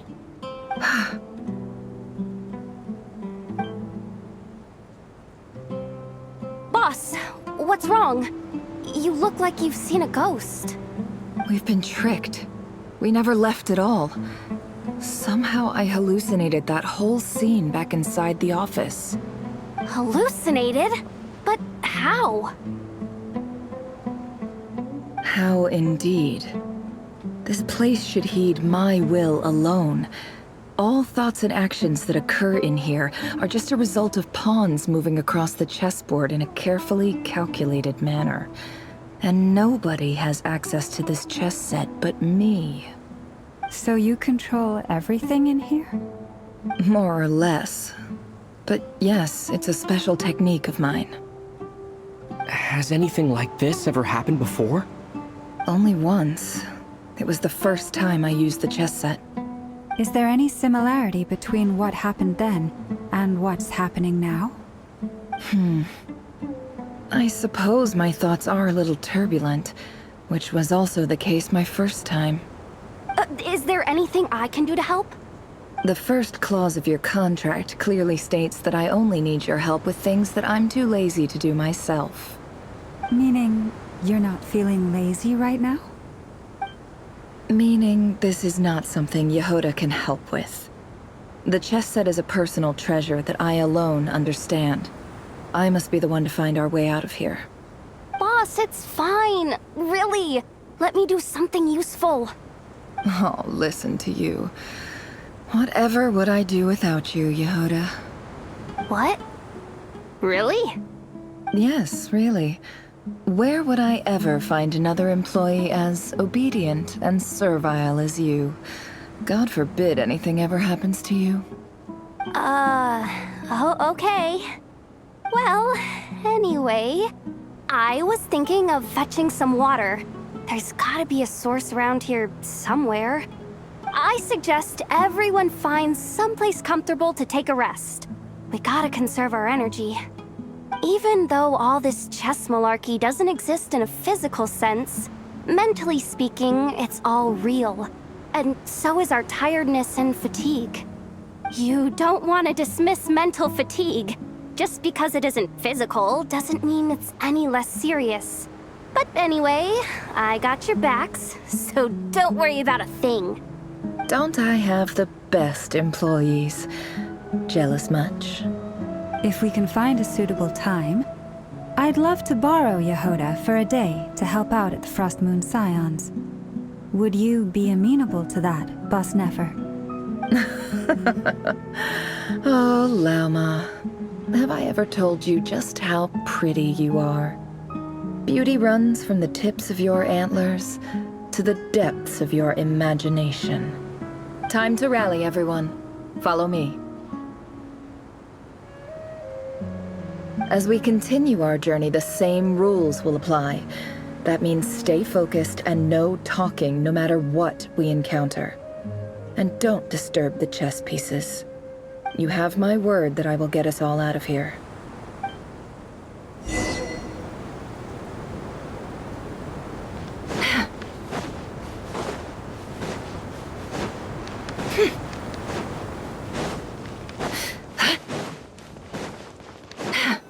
This place looks familiar. That's not a good sign. I wasn't expecting visitors at this hour. Wait, is that? Oh, it's him. There you are! Sinue's been looking for you all day. I think he has some news for you. Oh yeah? What were you doing just now, Uncle Retinue? Hiding away some more loose change? I know I saw some Mora. What do you mean loose change? Oh, come on, I'm too old for this. Just pretend you saw nothing.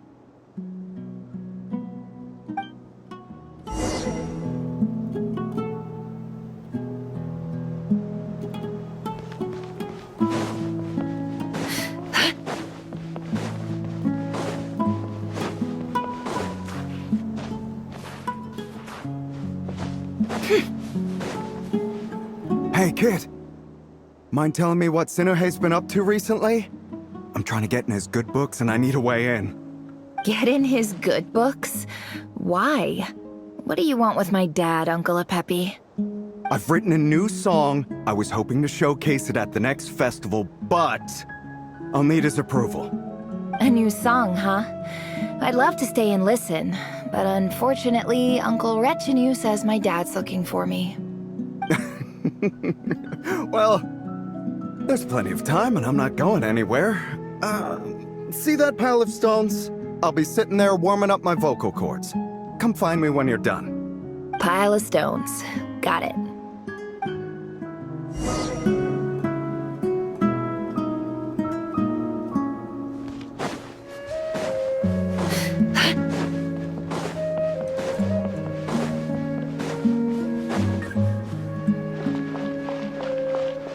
Hi, Dad.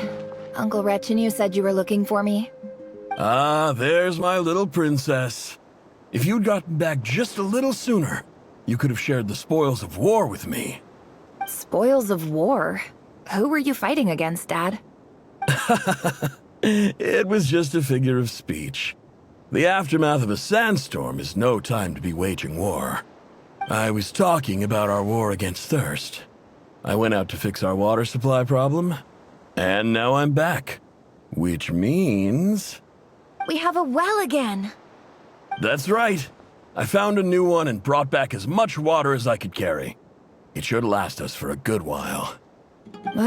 If it wasn't for these blasted sandstorms, our wells wouldn't be caving in. You wouldn't be spending all your time out searching for new water sources.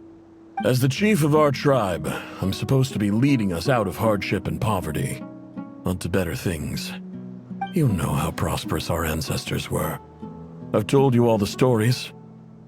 And look at us now, squeezed into these hovels. No one would choose this, if it wasn't for the endless wars over the years. But things are looking up. I started working with some folks from the academia a few months back. They gave me some contacts in return for my assistance in the desert. So you're the academia's helper now?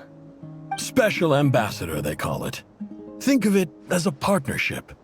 It's nothing bad, okay? We've been isolated here in the desert for too long. Seeking opportunities elsewhere is the best thing for us, and the fastest way to progress. So, do you get anything good out of being a special ambassador? Of course. My luck's improving all the time. One day, I swear I'm gonna lead us out of this place. We'll find somewhere new. Somewhere better.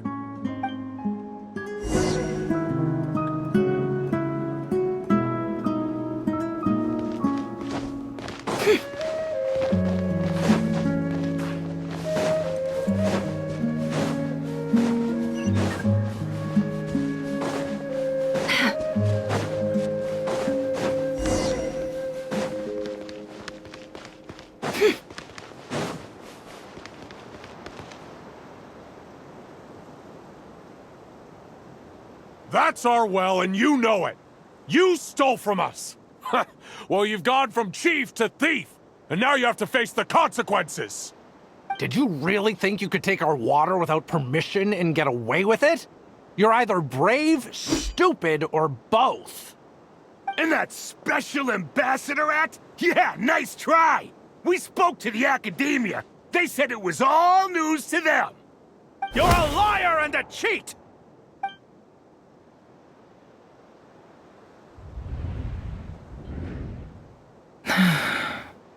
I heard Yehuda gasp, but I don't blame her. Most people are terrified by the sight of blood. Corpses strewn across the ground. The wounds are clearly from scimitars and daggers. The desert dwellers' weapons of choice. There's a handwritten note on the ground. Let's see what it says. Halil, this is Sinuhe, chief of the Shimti tribe. Surely you remember me. I was the one who helped you and your colleagues avoid the quicksand in the desert. This is my second time writing to you. I assume my last letter must have gotten lost in the mail, as I didn't receive a reply. I hope this one makes it to you safely. I'm writing to you because I need some help. That sandstorm the other day completely blocked up our well, forcing me to look for another water source in Iab and Unut territory. It was a matter of survival. Praise the gods. The well of the Iab tribe was intact. It was my last resort. I drew what water I could and left, but not without being spotted. I fear they will retaliate. You told me to write to you if I ever needed help. You said you'd be my ally in the academia. I urgently need you to formally recognize my title of Special Ambassador and send some of your people to assist me for a few days. It's the only way I can convince them that this was the academia's decision and prevent them from retaliating. This is an emergency. Please send help as soon as possible. Looks like this letter never got sent. The writer died a grisly death, and the letter was trampled into the ground. It's badly defaced. Some parts are barely legible. What a ridiculous lie the surviving Shimti tell. Their whole village was butchered over a sip of water.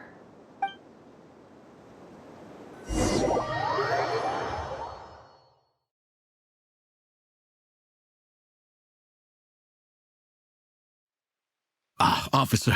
Welcome. Welcome to our humble village.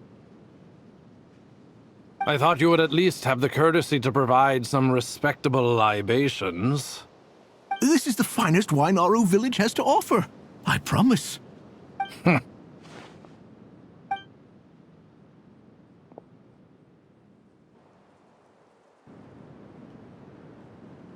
The Academia has agreed to reserve a single space for a candidate from your village. But I remain skeptical of this entire endeavor. I highly doubt anyone in this desert possesses serious academic potential. Please, have faith. If not in us, then in our god. The child we found shows great promise. I beg you, take her away from this place. Give her a chance. Don't let her talent go to waste. I don't recognize her. New arrival? She showed up here a few days ago and we took her in. She's a really bright kid. Please help. I'm begging you. So, where are you from? Nowhere special. Just a sand dune. What about the rest of your family? How many of you are there? Just the one. It's only you? Correct. So, no brothers, no sisters, no mother or father? Any who have slept on a bed of sand, I call my brothers and my sisters. Apart from that, I have no family. All right. Get over here. Sign your name on the form.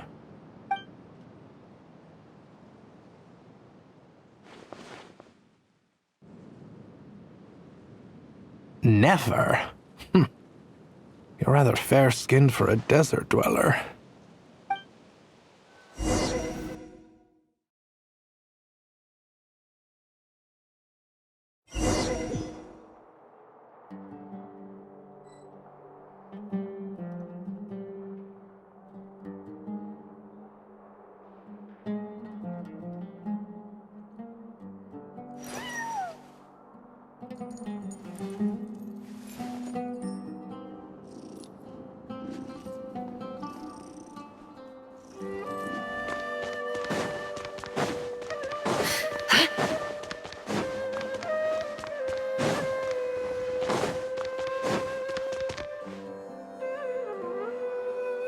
Nefer, this term's assignments have been issued already.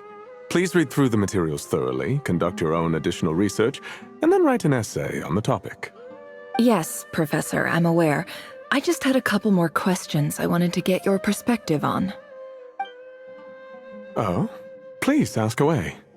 Well, I saw the other students' problem sheets, and I couldn't help but notice that my assignment is much easier than theirs.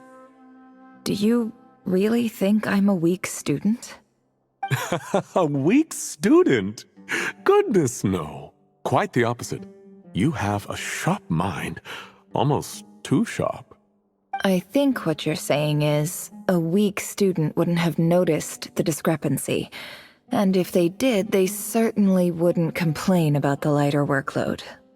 You see, sharp as they come. You see things the way they are, and I'm sure you know why they're like that. Because of where I come from. Because I'm different. I'm sorry, Nefer.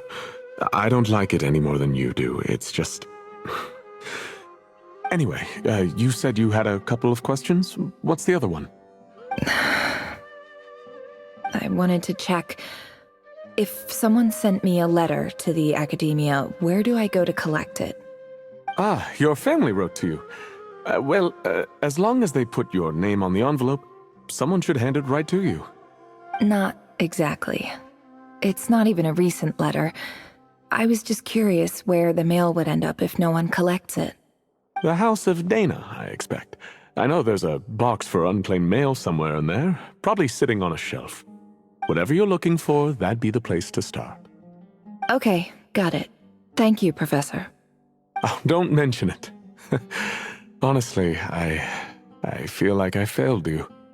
I'm supposed to be your teacher, but I haven't taught you anything. Hey, don't say that. You're a great teacher, and you do your best for all your students. But the rules are the rules. You're not allowed to teach students like me. It's not just the academia either. The whole world bends over backwards for the successful and leaves the losers to suffer and die.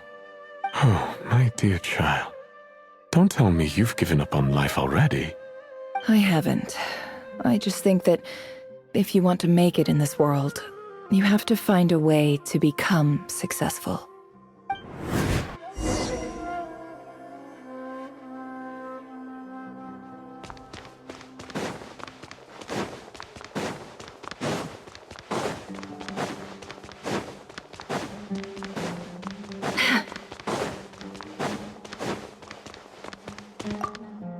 This must be it.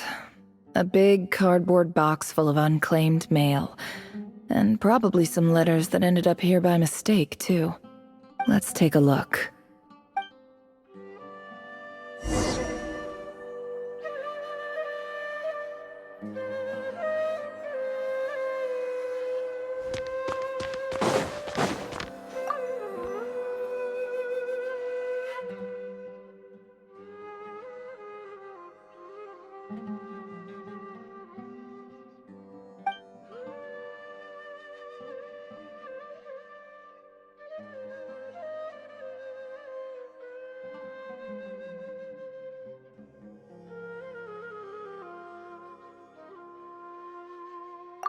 A dilapidation survey from Port Ormos.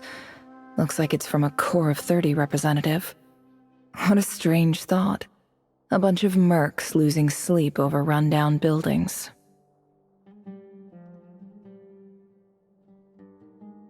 This one was never even opened. I guess the recipient didn't care what the Core of 30 had to say about anything.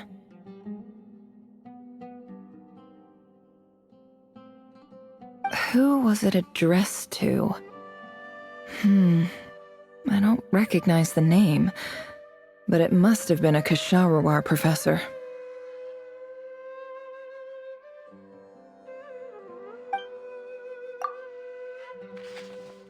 This one is addressed to the Amorta Sage. The title is Changes Observed in Satyavada Life Symptoms.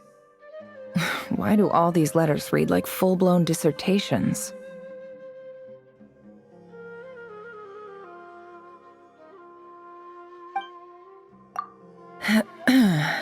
Guided by the incense, we became lost somewhere in the forest. All the barriers between levels of consciousness disappeared as our minds soared around in circles, looking for a branch to seek refuge on. In clinical terms, these symptoms fit the description of incense poisoning. The Amorta Darshan strictly prohibits the use of hallucinogenic substances, but I believe there are still people getting away with it. For example, my neighbor who always breaks out into song and dance after using incense.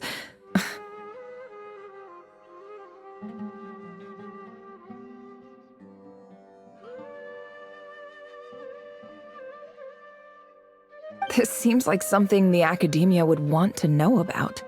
Why wasn't it collected?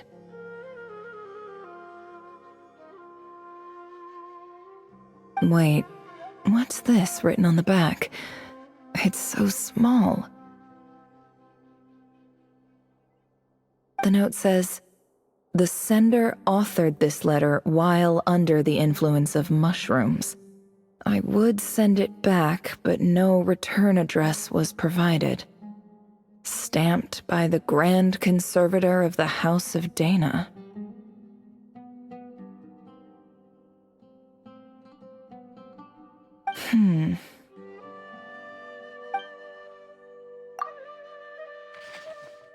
This next one is addressed to Grand Sage Azar?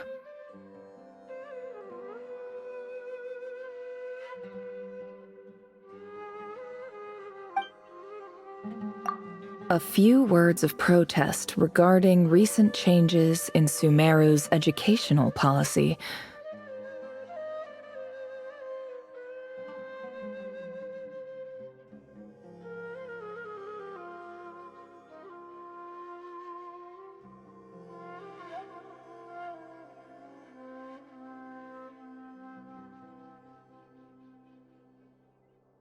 In recent years, the academia has taken on a small number of students from the desert region, as per the policy to this effect.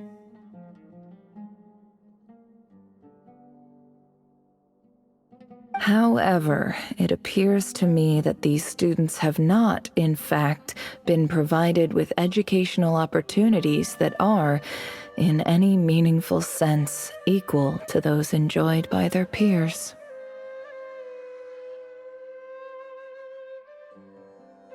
As well as receiving dumbed-down assignments and perfunctory tutoring, they do not even have full access to the Akasha system.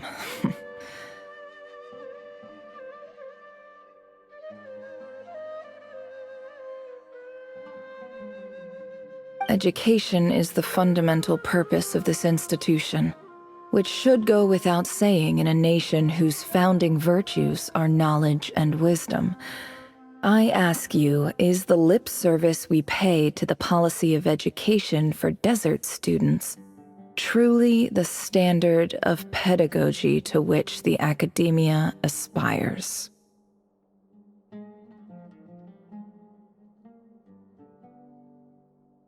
As Grand Sage, policy decisions are your prerogative, but do not forget your roots. You and I were once students too, as was everyone else in this institution.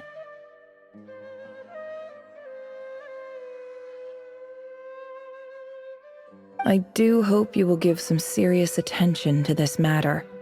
I encourage you to discuss issues like this with myself and others, and listen to some alternative opinions.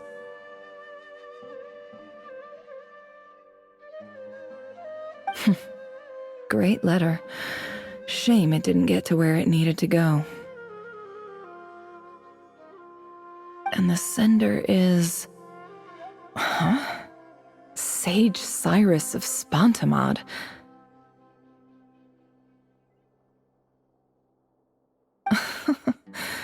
I didn't realize anyone else even knew how bad students like me have it in this place.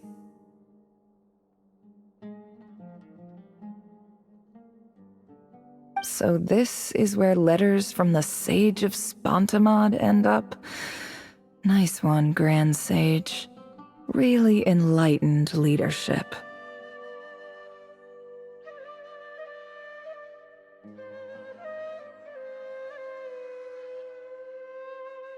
Whatever. This isn't what I came here for. Moving on. I'm not exactly holding out hope that a letter sent from the desert would even make it here. But if it did, where else would it end up if not in this box?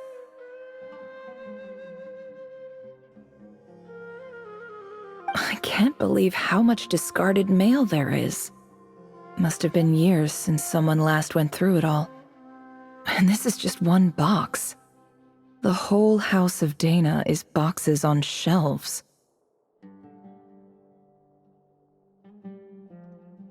don't believe for 1 second that any human being has sat down and read through all the documents in this place. Who has that much free time on their hands?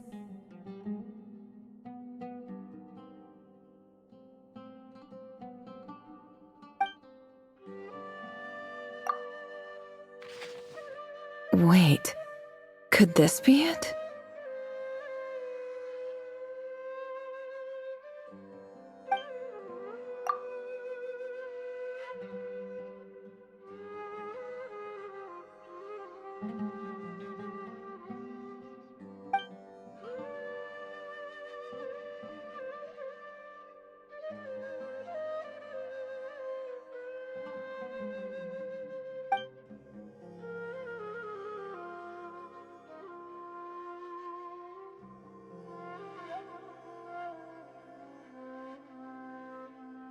Greetings, Halil. My name is Sinuhe, chief of the Shimti tribe. I was the one who came to you and your colleague's aid when you ran into trouble in the Great Red Sand.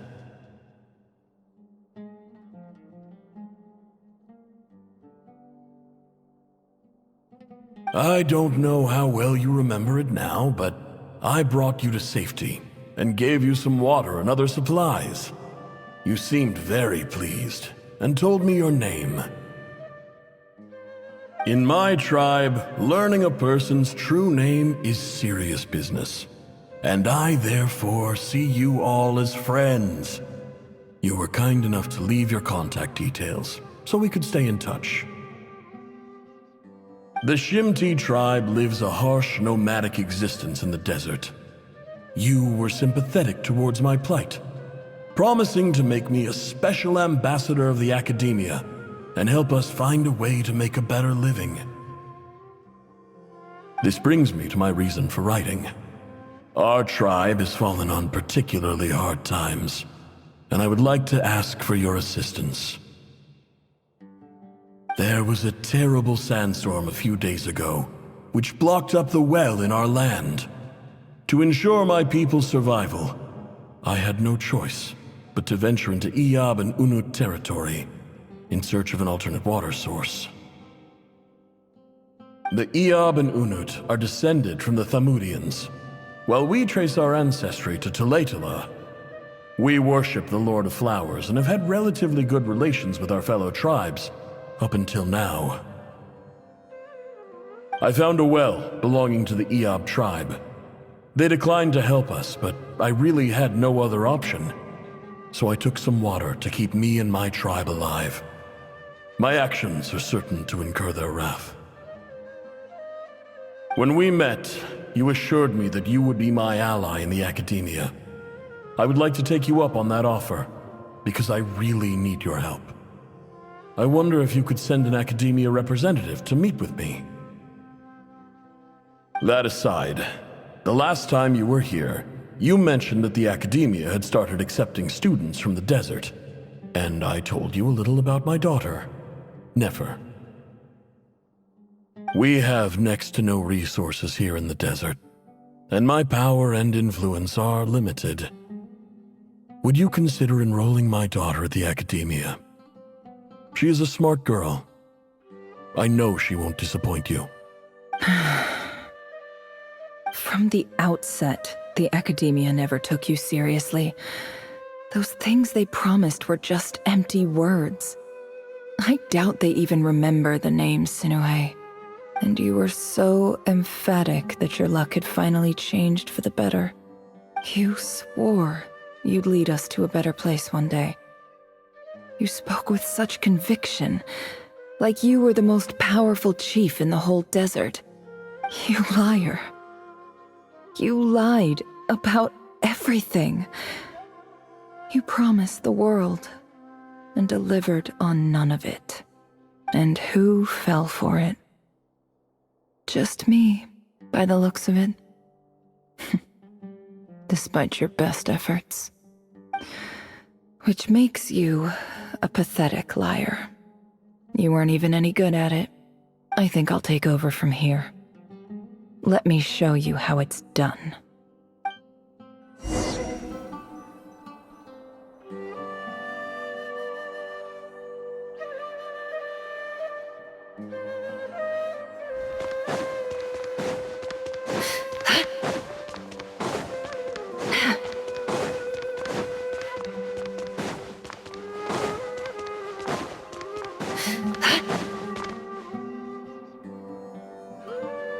I just came to say goodbye.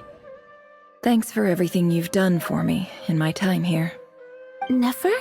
You packed your bags. Where are you going? I'm quitting. Something's come up in my hometown.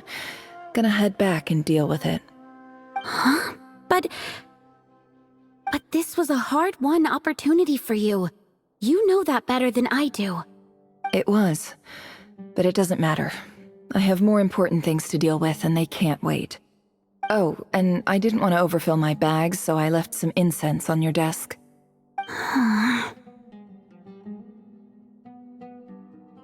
What's wrong? I thought you liked incense. Although, I did read somewhere in the House of Dana that it has hallucinogenic effects. Don't use it all at once, alright? Isn't this the stuff you brought from your hometown? You're just letting me have it? But you said it's a rare and valuable commodity. Yeah, about that. I lied. It's not rare at all. There's this bunch of ruins near my hometown that are practically overgrown with this plant. It's not worth much. Keep it, it's fine. But Nefer... Alright, that's all from me. You take care.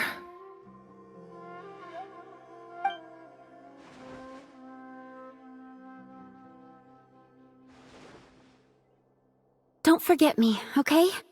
I mean, we're more than just classmates, right? We're friends. Yeah, I'll remember you. I lied again. That incense is worth a fortune, and it's a rare find even in those ruins. And as for remembering her, I have far too much to do when I get back. No time to reminisce. I'll be lucky if I even make it through this alive. But either way, I expect I'll forget you pretty quickly.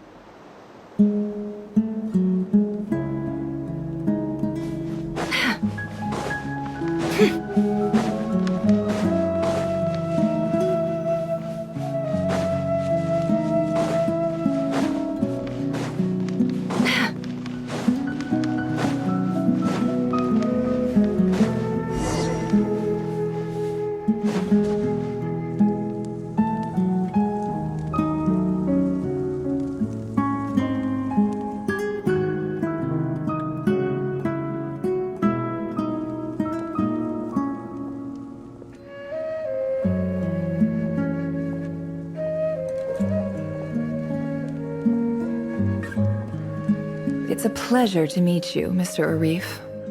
So, what does the Academia want? Since they've sent their special ambassador, I assume there's a big business deal to be made. If not, I'd be very disappointed. Please, sir, lower your blade. You're lucky I'm the one they sent. Not all special ambassadors share my admiration for the Iab people. The ever-shifting balance of power in the desert reduced the once great civilizations of this region to rubble and sand. But the story of the Iab has a very different trajectory. Others grew weak, but you grew strong, beginning in obscurity and moving to prosperity. You're the only ones who defied the trend. Huh. So, you do know who you're dealing with? This well is the perfect symbol of your strength, is it not? It used to belong to the Unut, but it looks like you have control over it now. You're not wrong. But I'm sure you didn't come all this way just to flatter us. Of course not. I came to bring you some very good news. Some information that recently came to light, which might just be your ticket to freedom.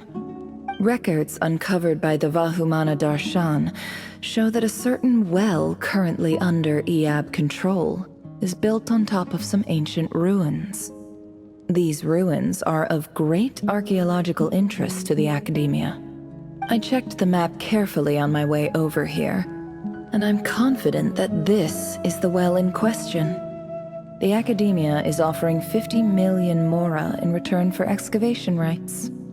50 million? No, wait. If these ruins are as important as you say, 50 million's a little low, don't you think? Don't get greedy, Iab. We know far more than you think. We know that you seized this well by force. Wasn't that the first step in your rise to power? To drive away the Unut and steal their water supply? So what if it was?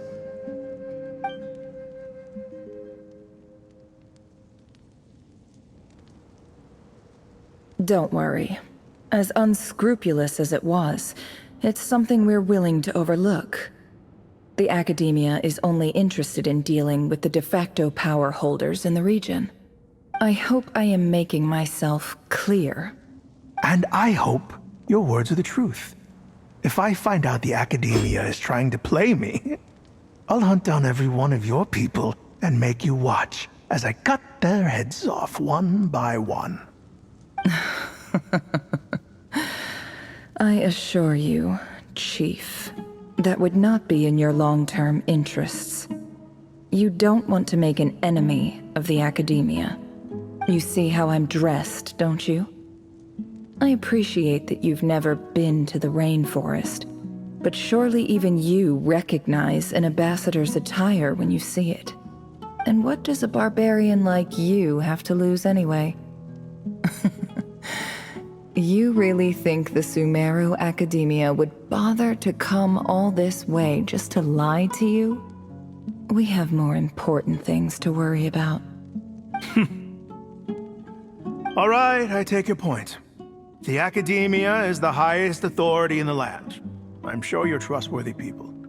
In that case, we have a deal. We will sell you the excavation rights. I'd like to thank you, Ambassador. This is good news indeed. Excellent news.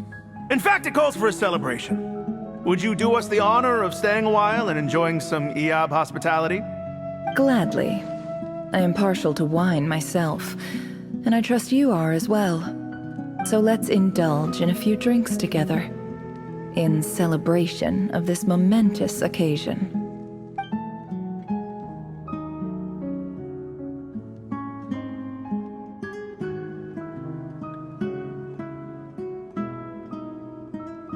Chief! Chief, it's an emergency! It's the Unut. They've taken the well. What? Well, don't just stand there. Take it back. Yes, Chief. I have every confidence in the Iab's military superiority, and yet... Well, what is it? The Unut's response was alarmingly fast. The day after we reach a deal, they seize the well. This can't be a coincidence. Perhaps there is a traitor in your midst. I don't think so. I am obliged to remind you, Chief, that the Academia will only deal with the de facto power holders. If you cannot regain control over the well, I'm afraid you won't see a single mora of that 50 million. No! Please, Ambassador, just give me some time. I swear the Unut will not get away with this. That well is ours, and so is the mora. Glad to hear it. I will wait here for an update. If there is a traitor, I will find them. In the meantime, make yourself at home. I'll report back as soon as I have an update. Much obliged. Wow. All it took was a few words and I've got him wrapped around my finger. What an amazing feeling. So, in summary, Ambassador, the Academia would rather negotiate with our tribe instead of the Eab, yes? The Eab are ruthless murderers who don't listen to reason. And now they have the gall to interfere in our research projects in the desert region. So let me ask you, Chief. If you were the Academia, what would you do? Kill them all, of course. Precisely. The Academia does not tolerate those who stand in our way. The Eab have held back our academic pursuits for too long, and our patience is wearing thin. At the same time, there is simply no way that the Academia can be seen to be intervening in desert affairs. I'm sure you understand where I'm coming from. We have our own rules out here. If the rainforest dwellers raised arms against a desert tribe, it'd start a bloody war. Right. We can't confront them ourselves, but we can support their enemies. The Unut have always had strained relations with the Eab, which makes you our natural allies. Natural allies. Weren't the Eab your allies once? You were quick to send them after us to protect your interests back when we stole that water. And now look at you. You're at each other's throats. Let me be clear. The Academia wishes to collaborate with the legally recognized rulers of the desert in this matter. We are asking for excavation rights to that well, and our offer is 50 million mora. Say no more. I believe we have an understanding. Good. Then I suggest you get to work. Get us access to that well, and the mora's yours. You see, Dad? Lying is easy when you know how. People will believe anything.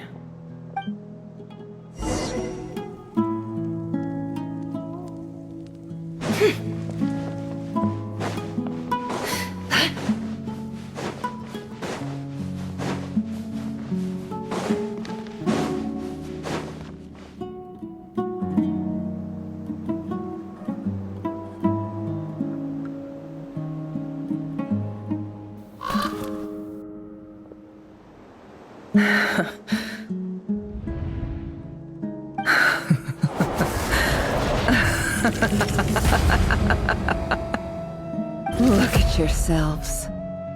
You may be vile, savage monsters, but your butchered bodies bleed like any others. You're no different. You're nothing special at all. The monsters who destroyed my home, they're just ordinary, petty human beings.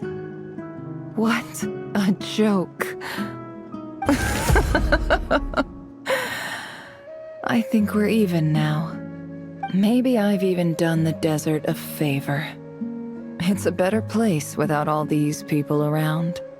Oh, Sinuhe, my gullible fool of a father. Perhaps if you'd been as ruthless as I was today, our tribespeople would still be alive. In this dog-eat-dog world, a chief needs to be tough to survive. But you couldn't do what had to be done. So I did it for you. Nefer, it's okay. All of this is in the past now. I believe I remember you promising to remain silent. Yeah, but even so... Yehoda, is there anything you can do to ease the tension?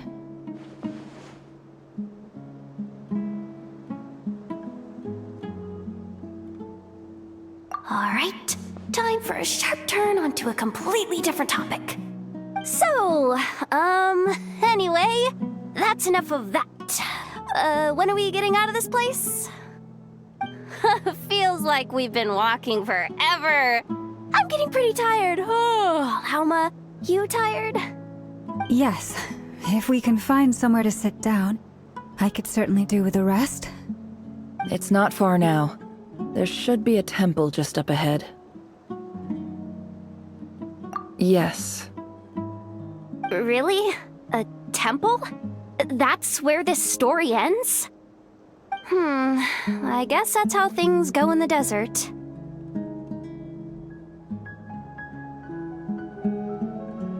Desert dwellers can never escape their destiny. Or so everyone says. I never wanted to believe it, but looking back now, I'm as desert as they come. You mentioned a temple. What's waiting for us there? My biggest trade secret of all. Ah. Then I'm guessing it's where you got your power from. The power to peer into other people's minds. I didn't know you were clued up on any other religions. I'm no expert in the history of Sumeru, but since you come from the desert, I would imagine it has something to do with King Deshret. Sounds impressive.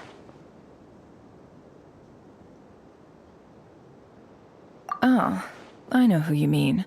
General Mahamatra Sino. The spirit of Hermanubis dwells within him. That's Boss Neff for ya. She knows everything. Sino's hardly a figure of obscurity, but I know about Sethos too. What about him? Is he a big deal or something? Well, he's not a small deal, let's put it that way.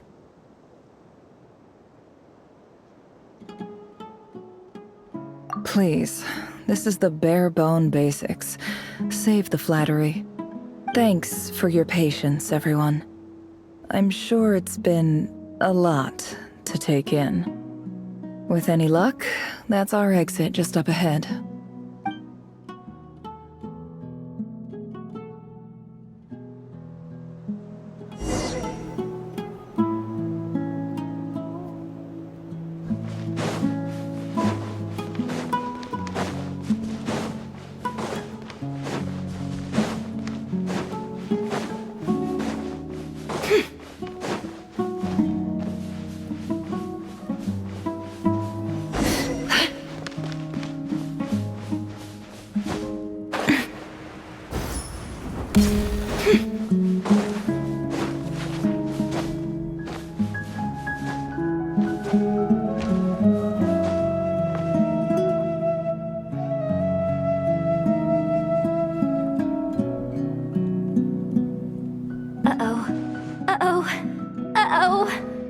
I'm totally out of my depth here.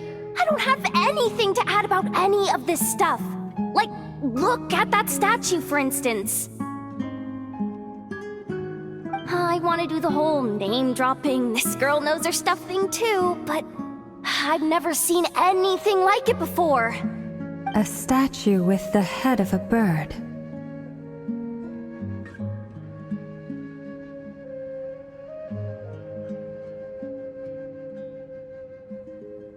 That's Thoth, the Ibis King, one of the 7 pillars of King Deshret. The legends say that he, the Crocodile King, and the Goat King were the 3 retainers of King Deshret. Let's take a look.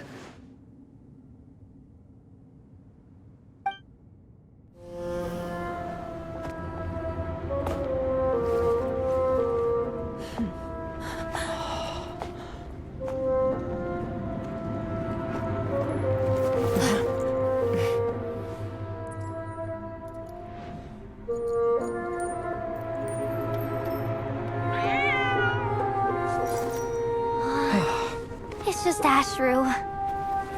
So, all is well?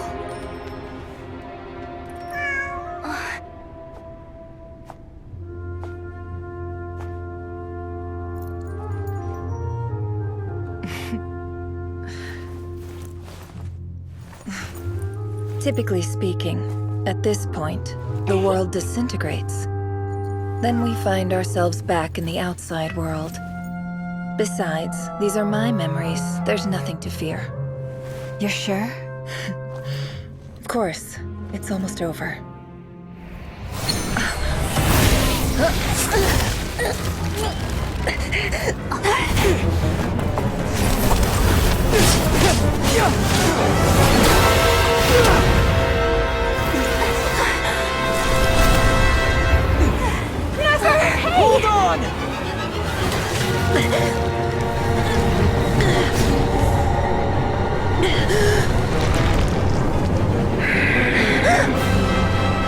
Knowing too much is always a death sentence.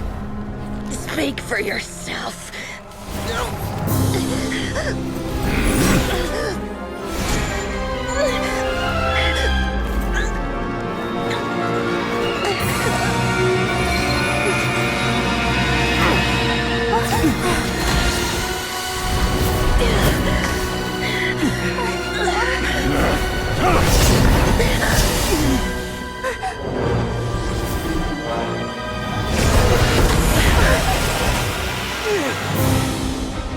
How repulsive.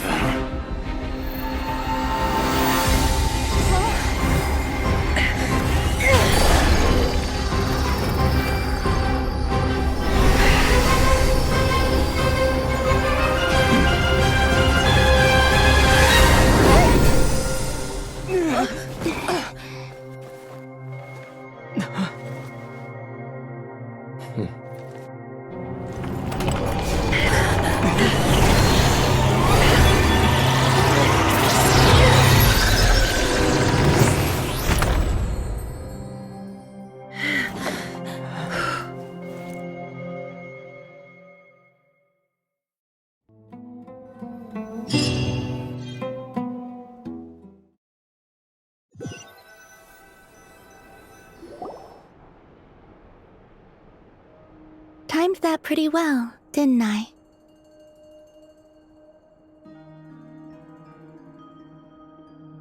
It's okay. I'm just glad no one was hurt. Paimon noticed you doing something too, Dainsleif. Were you helping get them out? Of course. When I asked Nefer to conduct this investigation, I was not naive to the dangers involved. I had a duty to ensure your safety. Good to know your sense of justice is still intact after all these years. I take that to mean that you saw the truth. That comes as a great relief. I certainly did. And thanks to your help, I also managed to trap Rerir inside the chess set. Whoa, really? How'd you manage that? Well, to be honest, I sensed that something was wrong long before we made it to the temple. By using this fragment to probe into Rerir's past, well, the monster formerly known as Rerir, it seems I alerted him. I was tracking him, then he caught on and started tracking me too. Can't say I'm surprised. But how did he track you through your thoughts alone? That shouldn't be possible.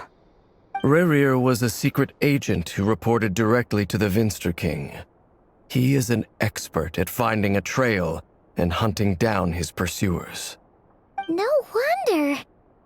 He infiltrated the chess set, read my thoughts, and built a new virtual chess set inside of it. That's why we weren't able to leave at first.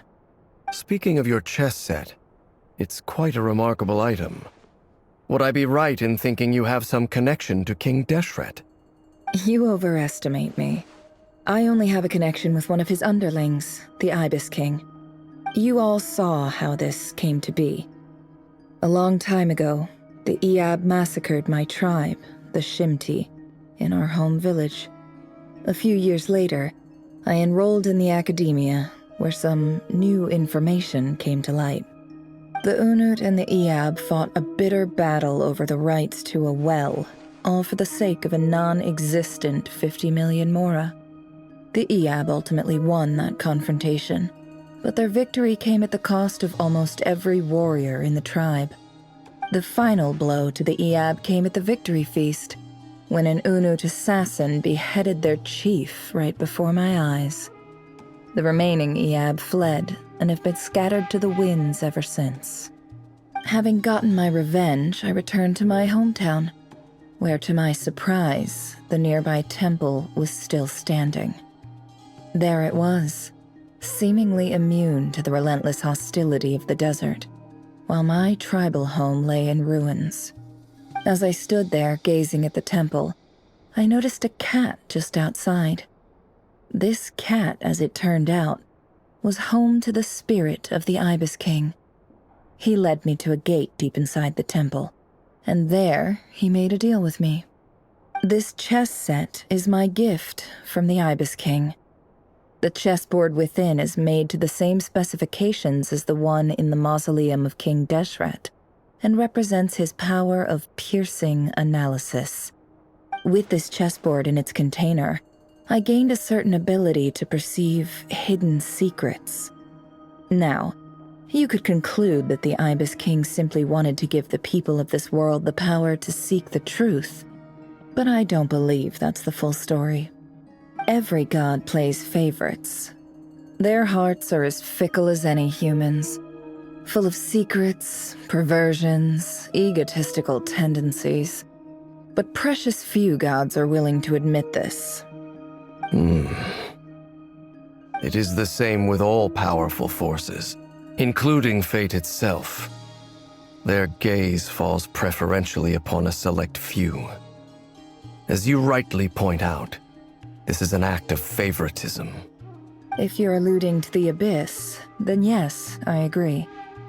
Gather the others. It's time to share everything I've learned.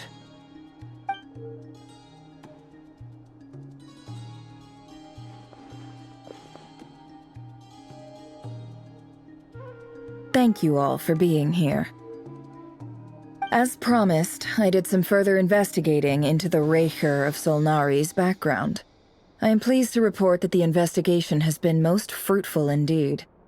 The Raker of Solnari, real name Rerir, was once a Conrian subject who served the Vinster King.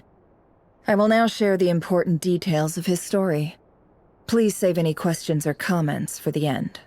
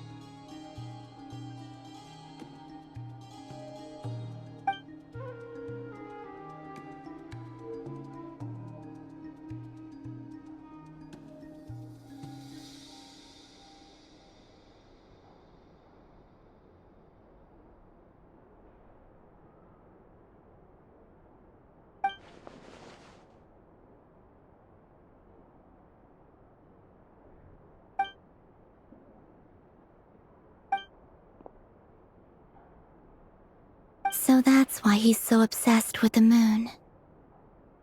A tragic tale, to be sure. But it does not excuse his many transgressions. No matter how much Rerir suffered in the past, the fact remains that he is what we know today as the Wild Hunt, wreaking havoc upon innocent lives in Nodcry. He becomes more dangerous with each passing day. If left unchecked, it is simply a matter of time before all of Tevat suffers the consequences. This is a threat that the Knights of Favonius cannot ignore. A question for Miss Columbina. Forgive me if this is presumptuous, but have you ever seen the spatial gateway that appeared in Rerir's memory? Never. But I have heard stories of something called the Moon Gate, and this seems to fit the description. Miss Lauma, any thoughts on this? In the lore of the Frost Moon Scions, the moon is believed to hold many secrets.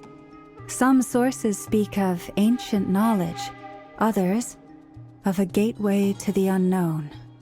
The term Moon Gate is one I have heard before. But as is the case with all of our legends, there are no records of any first-hand witnesses. We cannot know whether it truly exists. Then back to Miss Columbina. As a moon goddess yourself, do you have some idea of where the moon gate leads to? Not at this stage, sorry. I do hold the power of the frost moon, and my strength is recovering well. I can sense that the gate would open at my command, but... But there's more to the power of the frost moon than that? Yes. A moon goddess has the right to open the moon gate, since it is a path to the moon. But as Nefer mentioned, holding open a spatial gateway takes a huge amount of power. And right now, I need to conserve my energy to fight the Rayhir of Solnari. I'm afraid this is one mystery we may have to leave unsolved for now. I agree. Better to save your strength. But if you'll humor me for a moment, I have a bold conjecture of my own regarding the world beyond the gateway. I highly suspect that neither Tholindis nor Rayhir made it through unscathed.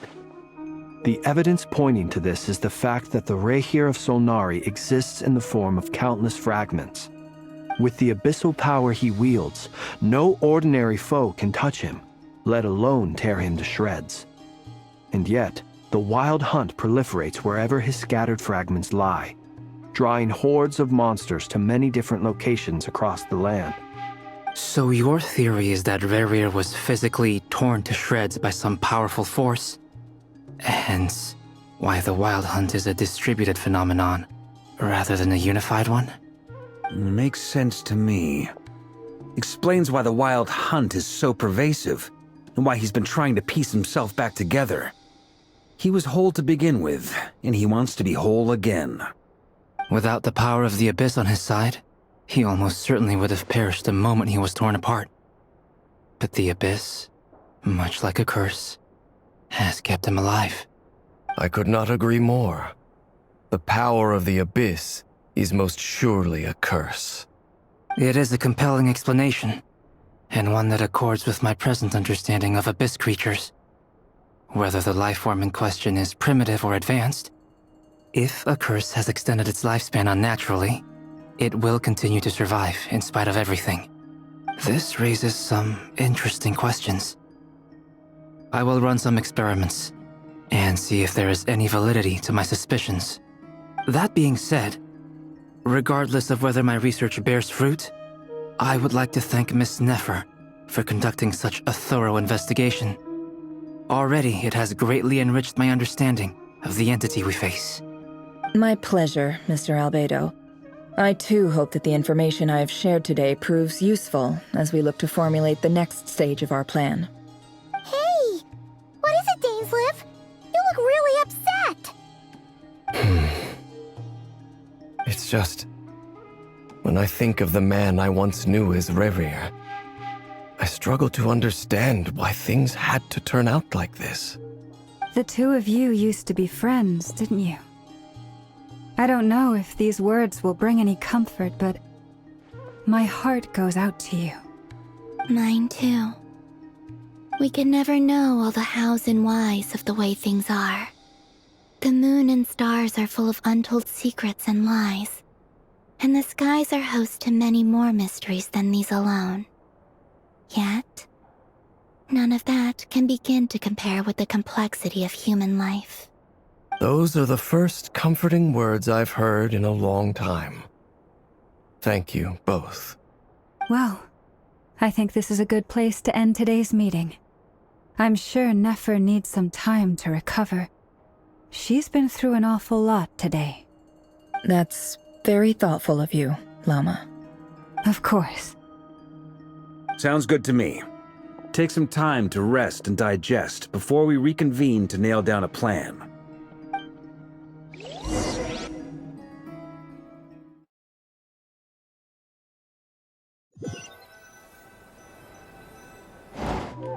Hey, is this a bad time? Hope I didn't kill the conversation.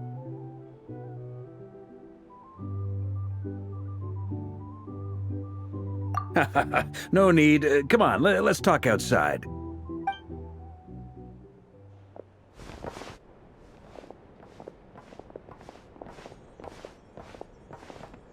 Anyway, Nefer went back to the curatorium to get some rest. But before she left, She shared some things with me that I thought you should be aware of. Firstly, although she managed to trap the Raker of Solnari inside her chess set, there's no guarantee that the power of the Ibis King is any match for one of the 5 sinners. Their powers are beyond our comprehension. It's only a matter of time before he finds a way to break out. We have to come up with a plan and take care of him before that happens. Honestly, my mom figured that might be the case. So, how long have we got? Well, I asked her that same question. She talked for a long time, but for the most part, it seemed like she was trying to convince me how precious her chess set is. What a long and storied history it has. It felt like some kind of sales pitch, you know? The kind where you end up handing over Mora against your will? Anyway, after all that, she finally answered the question. 2 days, at most. 2 days? Holy moly! Can we even recruit enough help in that time? That remains to be seen. Which brings me to the second issue. Dainsleif is obviously conflicted about this whole thing. But given how little time we have, there's no way we can pull this off without his help. You have some history with him, right? Do you think maybe you could talk to him for us? Great. I appreciate it. All right, on to item 3. So, Albedo, Durin, and I put our heads together and came up with a plan. Can't promise it's gonna work yet, but at least it's a start. We figured we'd bounce the idea off you first. We'll explore it further once everyone's recovered. Oh, Paimon's dying to hear this. All right, so here's what we're thinking.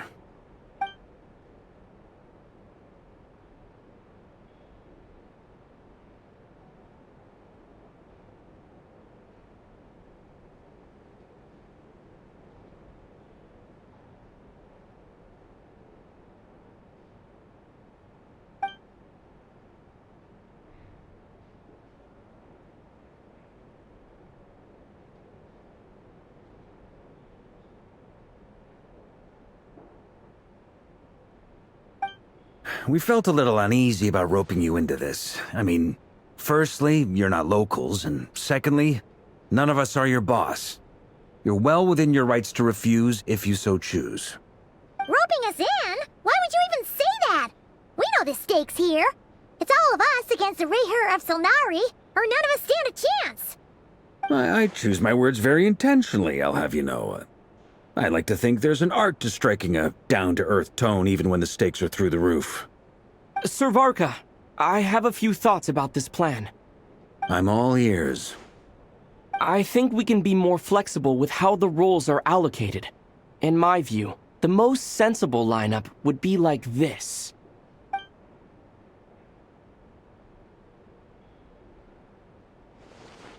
I see your point, yeah. But if that's how we're going to approach this, you'd better make sure you're ready. To be clear, I don't doubt your abilities. Far from it. I just want to make sure. Are you really willing to take all this on? I want to do everything within my power. The Reher of Solnari is a truly fearsome opponent, and if I do my part, it'll greatly reduce the risk for everyone else involved. Well, that tracks with what I've heard. Jean's mentioned in her letters that you're so diligent it's almost abnormal. As in, most people weigh up the risks and rewards in situations like this. But you seem to just march towards danger without a moment's hesitation. Of course, everyone appreciates a fearless pioneer. But all that aside, I'm the Grand Master of the Knights of Favonius, and you're our honorary knight. I want to make sure your courage doesn't come at the expense of your safety. Thank you, Sir Varka. I should be the one thanking you. It means a lot to have you on board. I'll give some serious thought to your suggestions.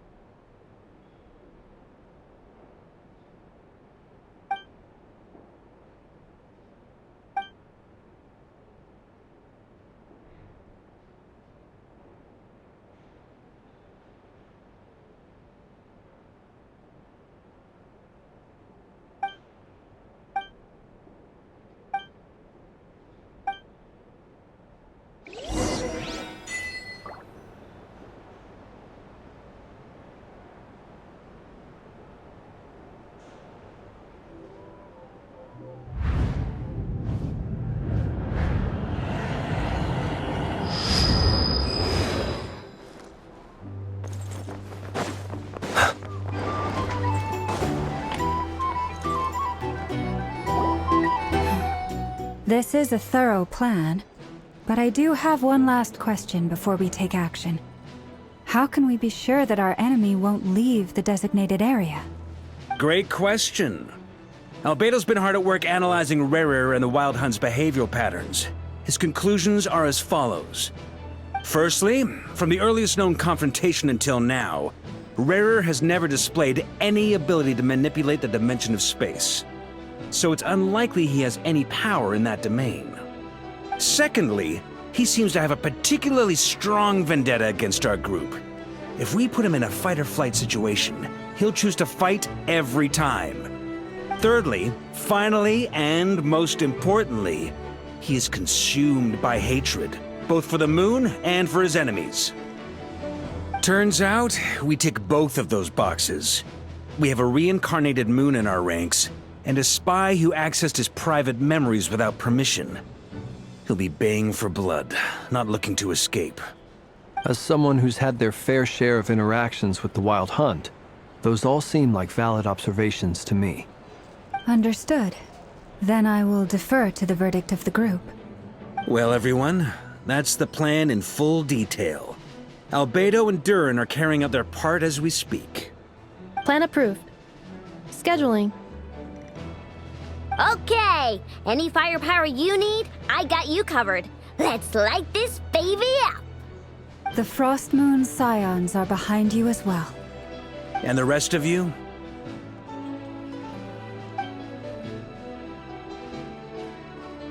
No objections? All right, then it's settled. This is the plan we're going with. Next up, an old tradition of mine. Anyone who wants to back out, now's your chance. Wait, we can still back out of this? Everyone says things they regret, right? I don't want anyone feeling trapped because their mouth said yes before their brain had time to think things through. A very people-first approach. I hear that's common practice in the Knights of Favonius. Heh. Who'd you hear it from? D-Luke? Shh. We don't use people's real names at work. This contact will be known only as Owl, please and thank you. This plan can only work if everyone does their part. Flint's and I will absolutely support it. We shall indeed. You'll be glad you accepted our help. Also, you are the last person I expected to see here, Miss Dory. It's not often I get called Dory in a work context. My peers usually call me Lord Sangamabe. So, the longer your name, the higher your net worth. Is that the idea here? In that case, Mr. Flint's here must be worth a fortune. That's right, I know your full name. It's... The walls are thin here. I'd appreciate you keeping that a secret. Okay, fine. I'm actually only here as a favor for someone else. Do you have any idea how much it would cost to hire me otherwise? Oh, does this mean someone out there actually has the power to boss Dory around? It most certainly does not. We have a long-standing and mutually beneficial business partnership. She's actually the mom of a friend of yours. Said mom supplied me with a great little trinket, but now that lady's ruined everything. If I don't start building a little goodwill now, my whole business in Nodcry is gonna go down the drain! Okay. So what exactly is so special about this pendant? It's a lucky charm that a great mage made for me. We have a business relationship, and she was worried that something bad might happen to me. So, she wanted me to have something that can store power to protect myself with. I finally got it all fully charged up with Kuvaki, and then never went and used it all up at once! Never lost so big in my life! You're right. It was all my fault. I didn't mean to drain all the Kuvaki in the pendant, but I'll make it up to you. You will? Well, in that case, how about you give me your chess set, and we call it even? I knew you'd say that.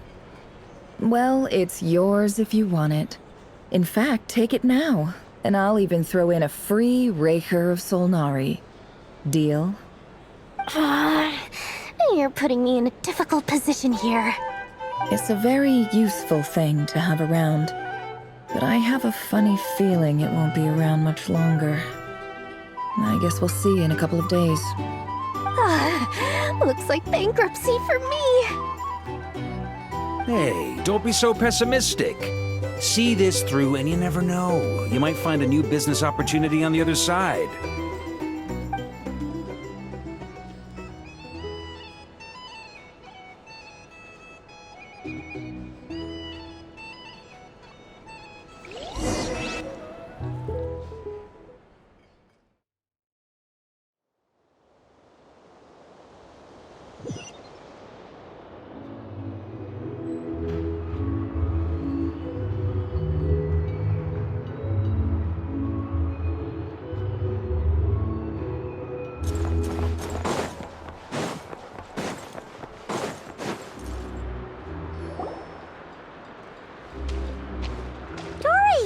How are things going?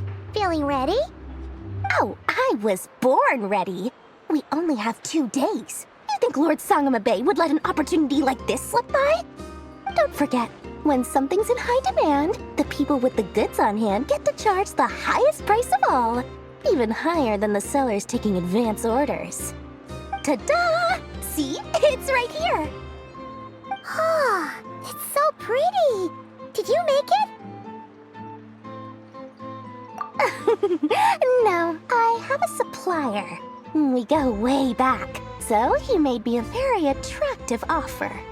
Aha! No wonder you were talking about Lucky Charms at the meeting. You've been getting Kave to make them for you. That's not the full story. It actually started a while back as a project between me and the Dendro Archon. Mage Alice once warned me that this world won't stay safe forever.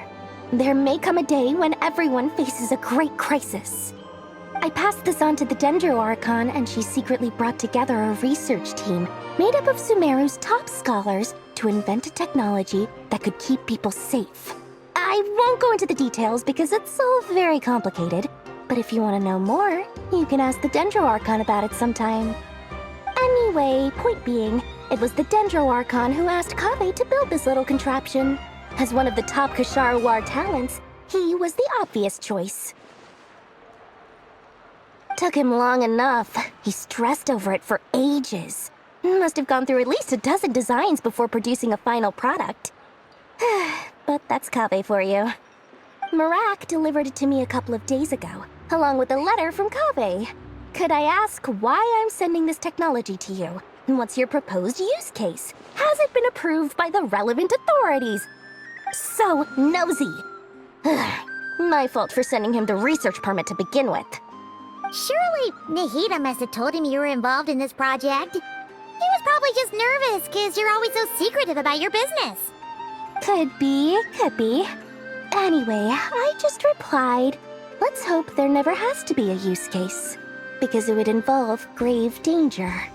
Fair enough. But it sounds like he was just being cautious. He probably felt responsible as the one who made it. Or maybe he was asking as a favor for his housemate. He's done that before. Not sure why, though. His housemate doesn't seem to really care that much about this kind of stuff. Either way, all's well that ends well. I'm just glad to finally have my hands on the product.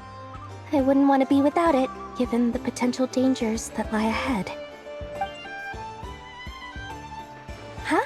What does that look mean? Paimon's just super surprised. This must be the first time we've ever seen you actually get serious about something.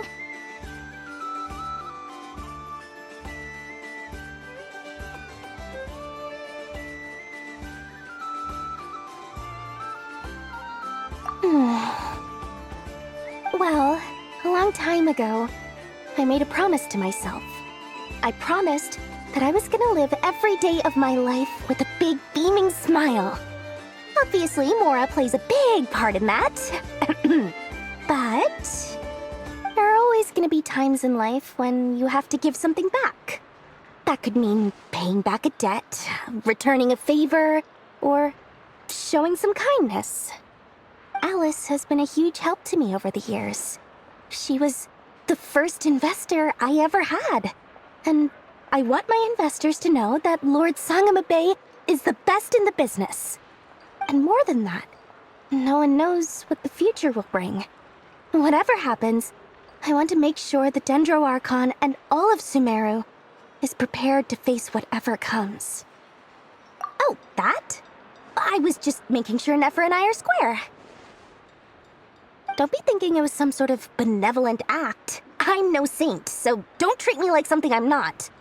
My priority is doing the business that I want to do, so long as my conscience lets me, but it usually does. That's the Lord Sangama Bay business model.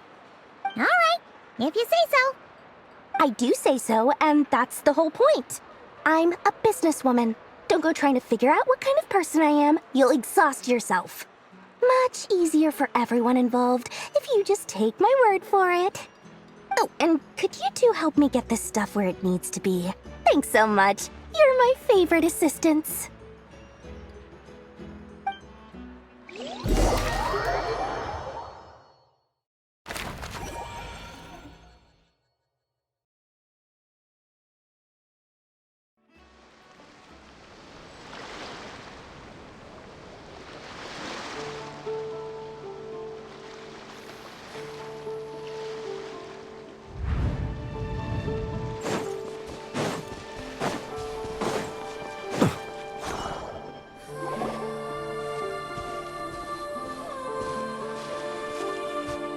Traveler, Paimon, it's good to see you.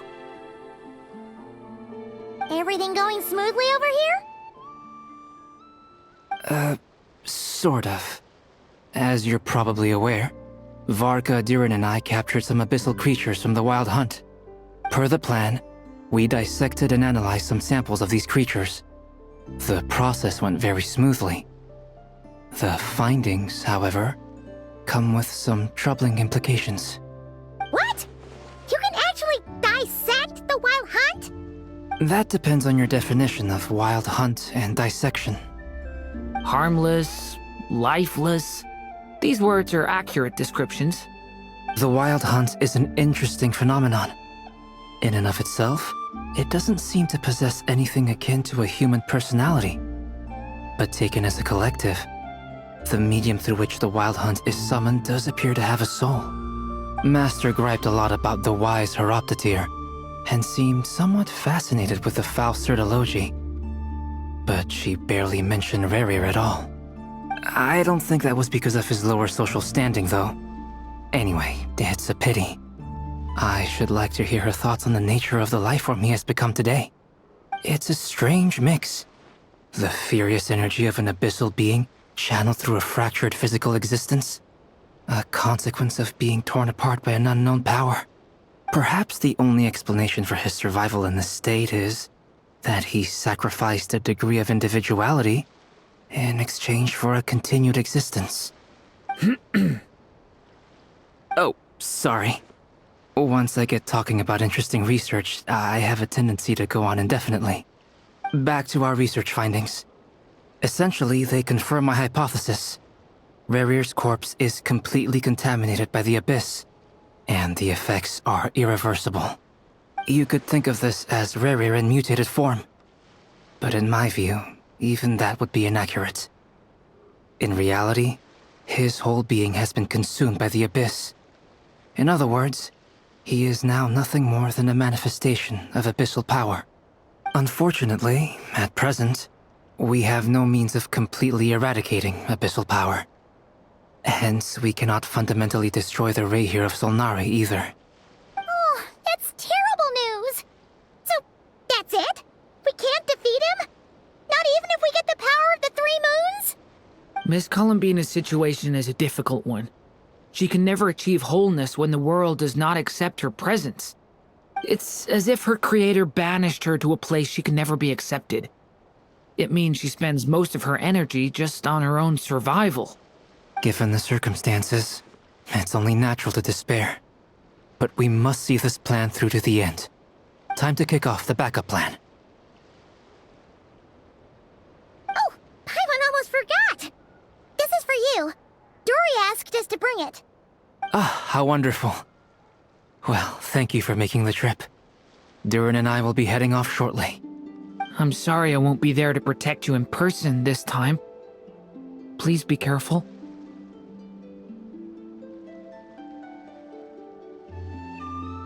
All right then.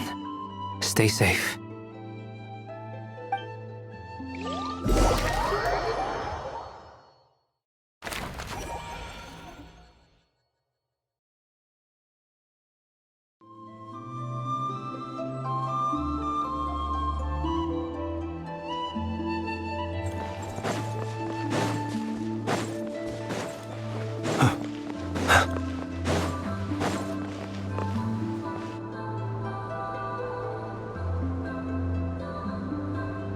Miss Lauma, is everyone here?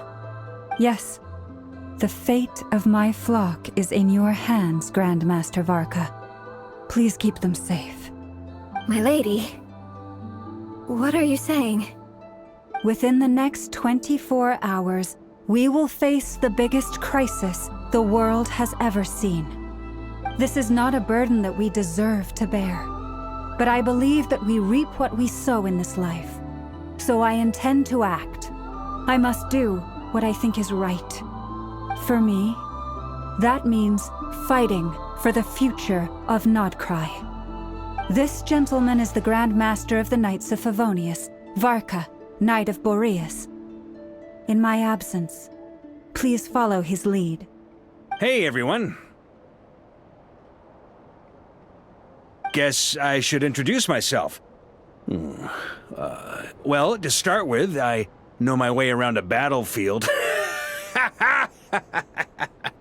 The biggest strengths are honesty and hard-workingness.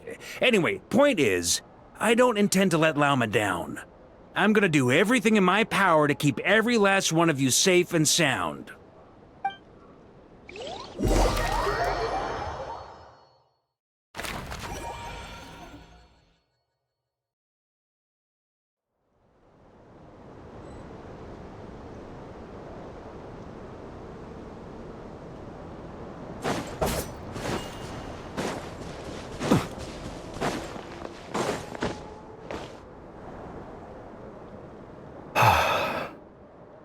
Something on your mind? Miss Columbina, was it? I believe that's how the others addressed you. That's right. Names are funny things. Have you always been called Dainsleif? Yes. I take it your own name has a more complicated history. I have a different relationship with names than other people. To be honest, I'm not even sure that Columbina is my name. At least, not in the same way that Dainsleif is yours. But it's what everyone calls me, and I go along with it. A lot of my life has been that way. I get so used to things that I forget to question why they are so. I never used to think much about where names come from, or what they mean to people. Maybe something's wrong with me. You're different from other people. I sensed it the first time we met. You're more perceptive than most. I'm sure your long life and rich range of experience explains that. Do you ever find yourself missing Conria, Mr. Dainsleif? Difficult to answer. I have dreamed of the past many, many times. Sometimes I'm fighting tooth and nail. Other times I'm lying on the ground, defeated. I don't recall any happy moments from that time. It has been too long. Is that because hatred survives longer than love and affection? That would not be for me to say. I make no excuses for the grudges I bear. But whatever the reason, I remember little that was beautiful or sentimental. Thank you for your help with the Rerir situation. Without your efforts, I never could have learned the hidden truth of his story. You're welcome. I know he's your friend. Friend? He betrayed me. And I never really understood what he was going through in life. Some friendship, that is. Okay. Do you plan to fight him with us? You see, you're torn. Now you know what really happened. You see the things he's done in a new light. I need some time. Of course. I completely understand. Anyone else in your position would feel conflicted too. Actually, I went through something similar myself recently. Something happened that changed my perspective on a situation. A situation I took for granted at the time, but now I feel very grateful for it. You mean the Harbingers who still support you, even though you've left the Fatui? Yes. I always thought they were only helping me because Harbingers are forced to work together. But then I abandoned them. A warrant was even put out for my arrest. And even now, they still support me. Which means I was wrong about them all along. Clearly, they view you as a friend. I feel a little guilty now. I regret not seeing her help for what it was, and not treasuring it. I see the guilt that you're feeling now, because I feel it too. Hopefully, talking about it will do us both some good. Have you noticed that the Traveler and Paimon are over there? I think they've been listening. Huh. Shall we say hello?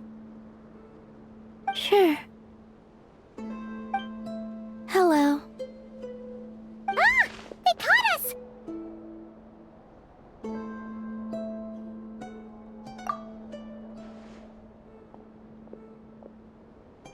I apologize for making you worry.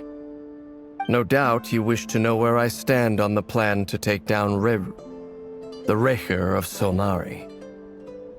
I'm afraid I need a little time, but I will seriously consider joining you. You will? Oh, thank you so much!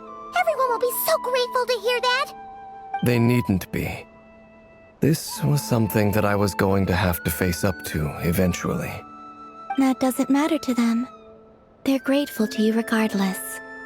You can't control their gratitude, so just accept it. And then, have a think about whether you're willing to join us.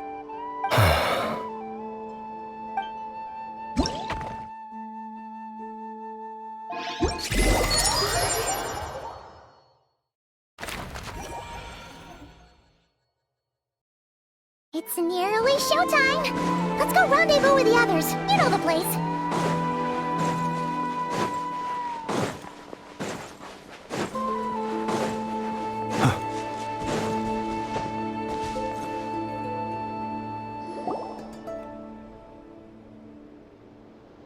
Ah, you're earlier than I expected.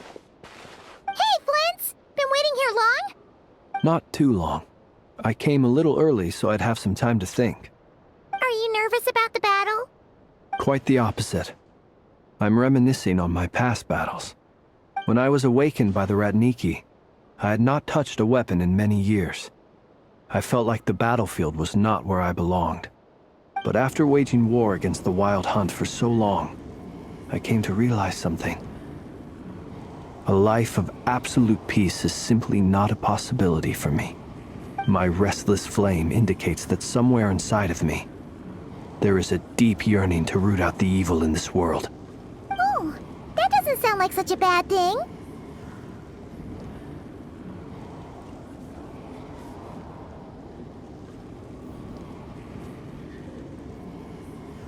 Well, in the past, when I was a Fae whose primary concern was hibernation, it was hardly ideal.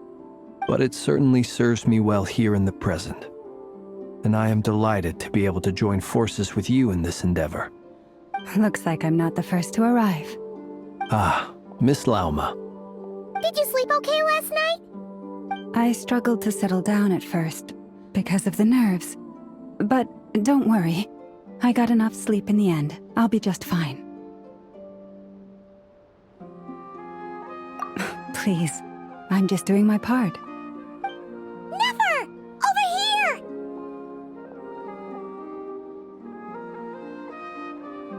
Aino asked me to relay a message.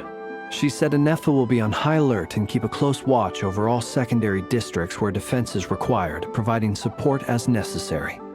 Meanwhile, Ino herself will provide range support to us directly, using her latest invention. Excellent. My thanks to all involved. The chess set's looking a little unstable. It won't hold him much longer. We should be prepared to engage at a moment's notice. No sense sitting around waiting. Let's make the first move while we still have the option. I agree. Paimon, find a safe hiding place. Got it! Be careful, Traveler! I will.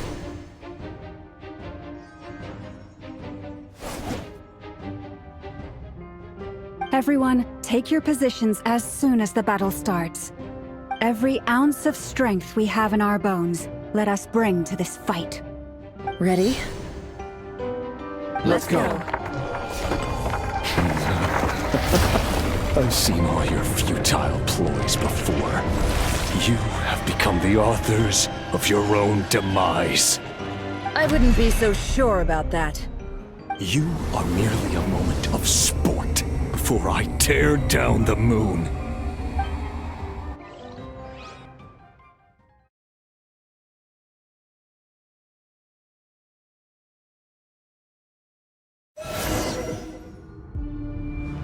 Stay on your toes.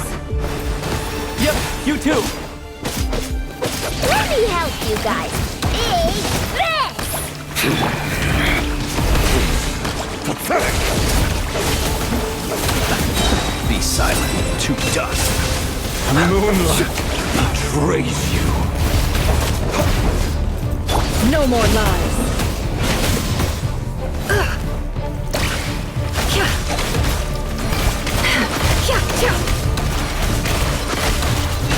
Hunt him down!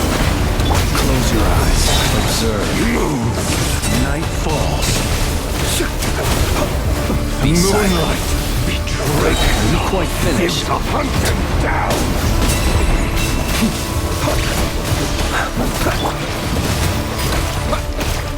The sea has blessed.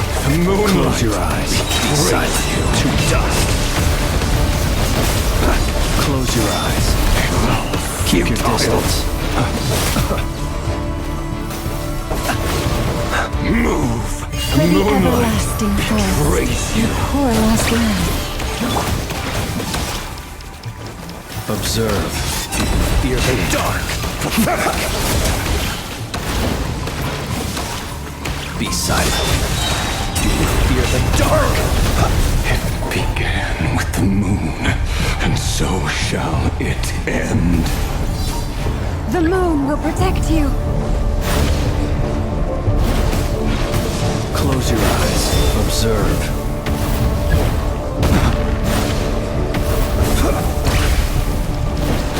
Do you see now?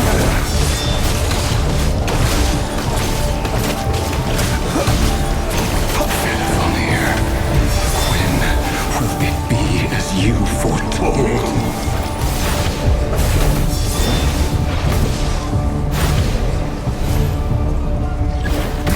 Spirit is not welcome here.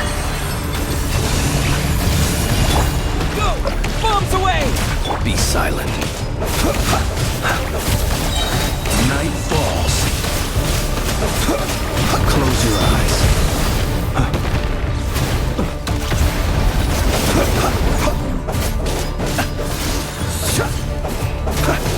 Observe. Futile. Pathetic.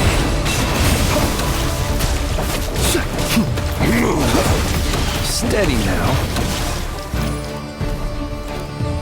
Moonlight betrays you. Move. Close your eyes. Be silent. Fear the dark. Can't hide the truth. Pathetic. Hunt him down. Forest, protect us by the frost moon of The old. moonlight betrays. Move. Seek within. Futile. No more lies. Can't hide the truth. Hunt him down. Your little game of heroics is over. Moonlight! Red Moon wants to go first. Moonlight! No. Get out of my sight! No! Your We've been death is within separated! my grasp! You okay? Never! Where are the others? Stuck outside the barrier. I guess it really doesn't like us. I told you before, knowing too much is always a death sentence. Be careful what you wish for.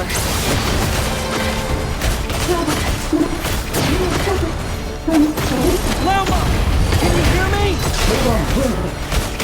Silence. But at least I know they're still there. I need to finish. Stick to the plan. Remember my most important task. Just keep stalling him. If I can stall him for long enough, the moment will come. Go! Bombs away! Can't hide the truth. It all adds up.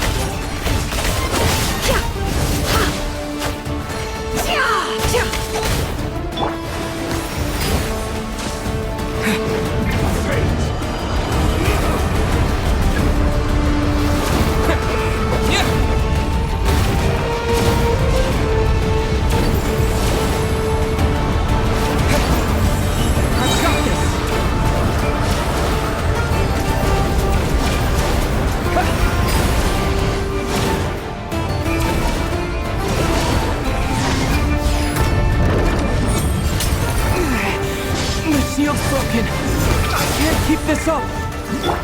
Don't push your luck.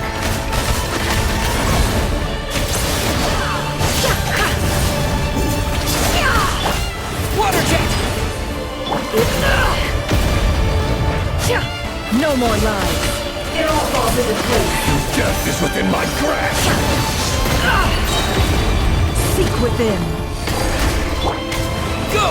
Wipe out! It all adds up. It all falls into place. Can't hide the truth. It all falls into place.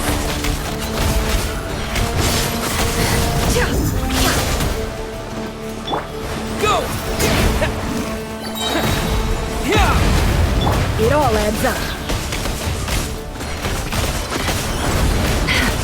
The deception ends here. Can't hide the truth. Time to come clean.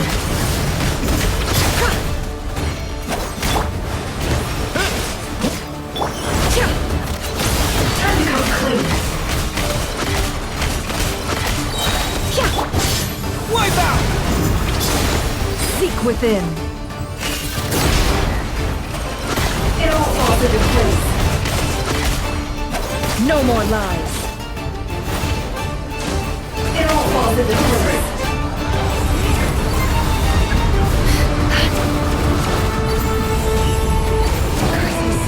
There's no other way.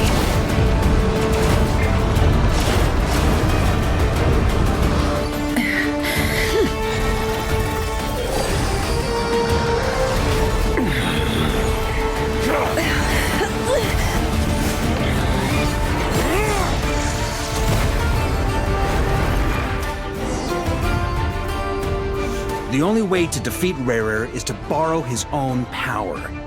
That means Columbina will have to disappear while you two bear the brunt of his attacks. You have to hold on. Find a way to keep him focused on killing the two of you.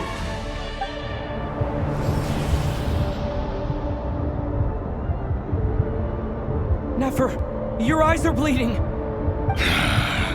Soon you will be powerless to resist. And then, I will reduce you to dust. But that dust will plague your memories. Come on, keep holding on. Any other tricks up your sleeve? Let's see them. As entertaining as they are. You've backed yourself into a corner. You don't fool me. I see your fear clear as day. I have to stoke his rage. Make him unleash everything. You fear what you could never defeat. You fear the thought of never being able to save your beloved.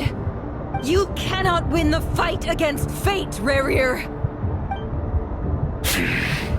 Is that what you think? Well, now it's your turn to feel afraid! You fear the sound of your own name? Is it us you hate? Or is it what you've become? Let's see what becomes of you!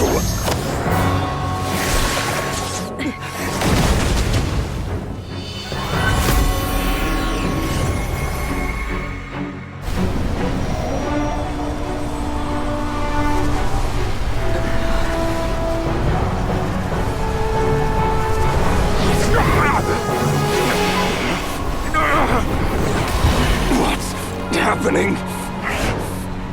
That power. I've seen it before.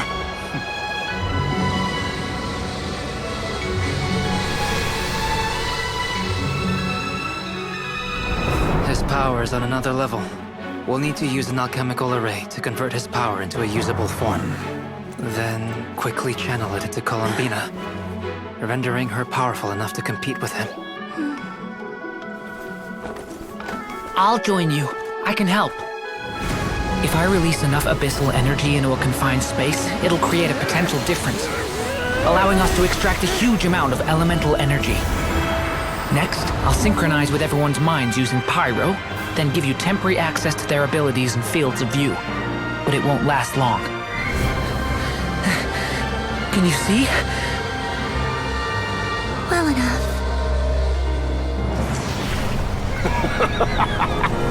So, we have a student of Gold Rhine-Daughter in our midst. How about that?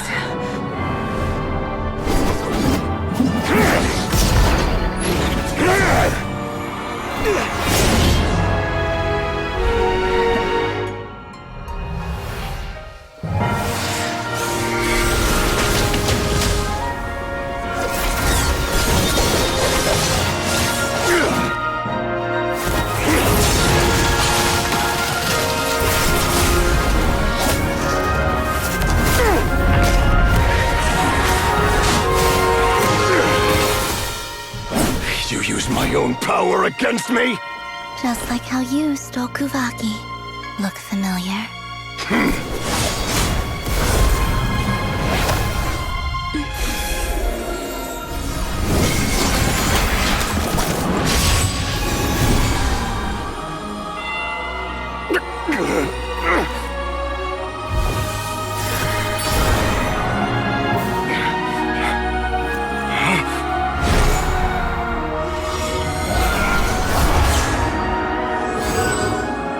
Don't you realize? You don't have the power to hold that gate open! I don't, but someone else does.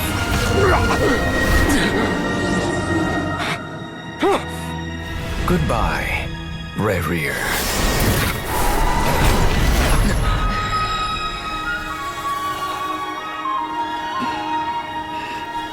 We won.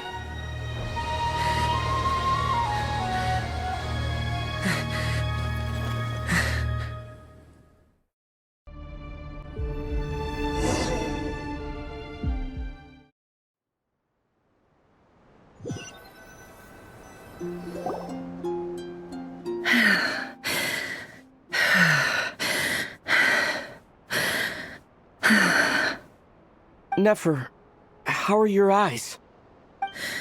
They're fine. Apart from the blindness, of course. It's not too late. Let me handle it.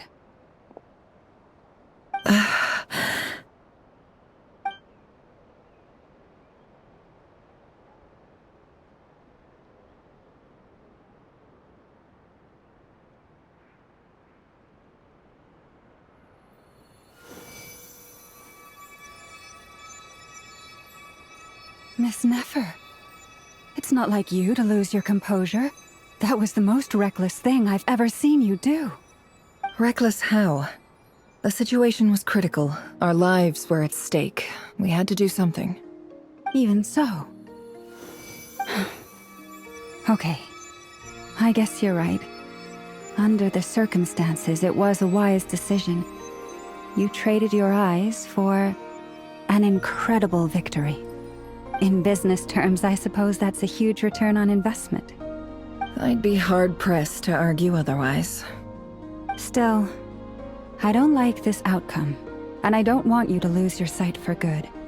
People suffer when they make sacrifices they shouldn't have to make, whether that means faith, strength, or in this case, your ability to even see. I had hoped you could win without sacrificing so much as a single hair on your head. Thank you. Really. All done. Don't try and open your eyes just yet. We'll see how you're doing in a couple of days. Until then, please follow your recovery plan to the letter. I'll send full details through Yehoda. For now, just get yourself home, relax, and rest. My dear friends, we have fought bravely and achieved a spectacular victory. A dark cloud has been lifted from the skies of Nodcry. All in this land will be grateful for what you have done. The moon will remember this day. Thank you both.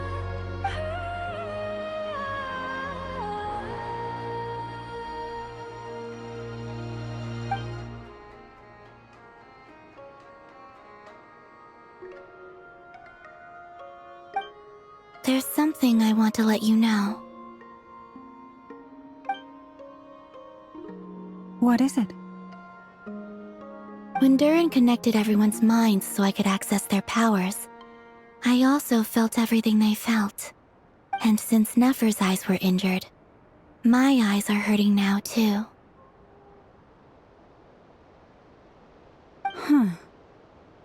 Hold on. Let me try. I only feel the pain. There's no actual damage. I just thought I should tell you. You're right. There's no damage. That's a relief. But I must say, I'm surprised to hear the Kutar share something like this with me. In the past, you never used to open up about yourself. Things are a little different now from how they were. I'm learning to share how I truly feel with my friends. Friends? You have no idea how glad I am to hear that.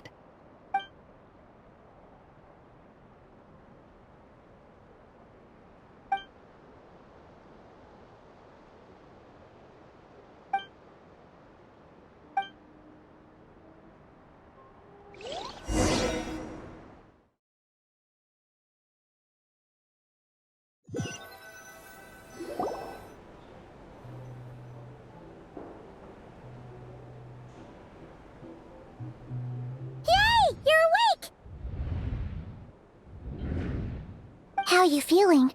Any aches and pains? Did you sleep well? I'm doing all right, Paimon. No need to worry about me. Phew! Well, that's good. Paimon's been sitting on the edge of the bed worrying about you for ages. You slept a whole day and night. Poor Paimon had to eat all by her lonesome. Glad to hear you didn't starve. How was the food? Well, it wasn't the same without you there to share it. Honestly, Paimon just can't relax when you're not your usual self. She couldn't enjoy the food and settle down to sleep. Well, I'm back to normal now. Oh yeah, and Albedo swung by earlier. He said to tell you to head to the tavern when you woke up. Varker and the others are organizing a victory feast and they want to celebrate with you. He also dropped off some medical supplies, but you seem fit as a fiddle, so guess you won't be needing those. If you're feeling up to it, let's head over now. Wouldn't want to keep them waiting.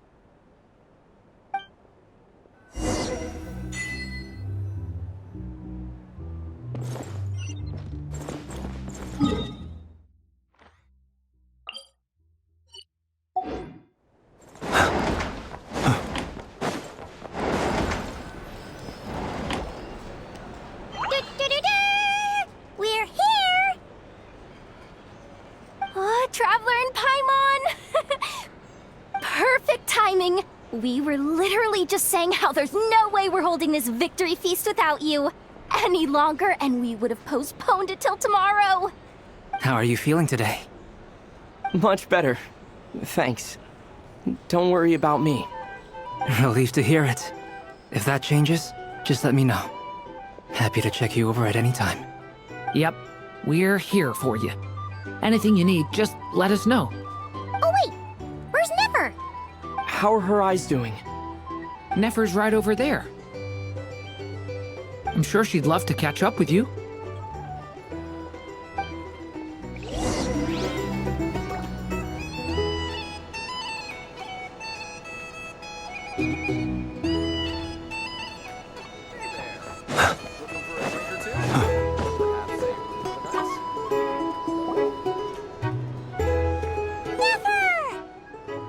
Traveler, Paimon, are you recovering well?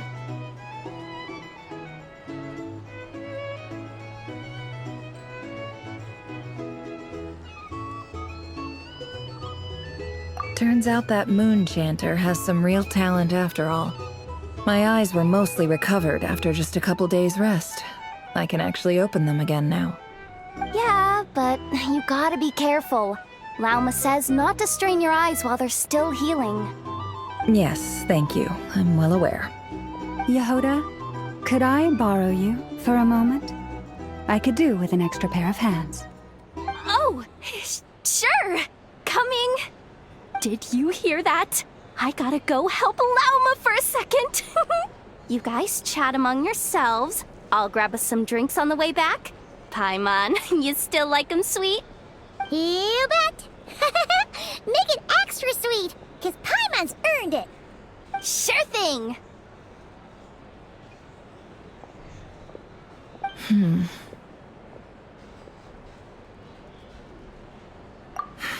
The Raker of Solnari. Kind of a snake, don't you think? No, definitely a snake. A poisonous one who spewed his venomous hatred everywhere. Anyone who seeks revenge out of hatred for other people has become a snake.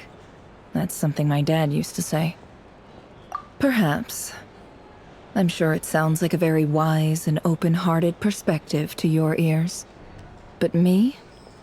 I think hatred is a perfectly justifiable emotion. What else is left when everything you depended on in life gets stripped away? Something's gotta fuel that drive to keep on living.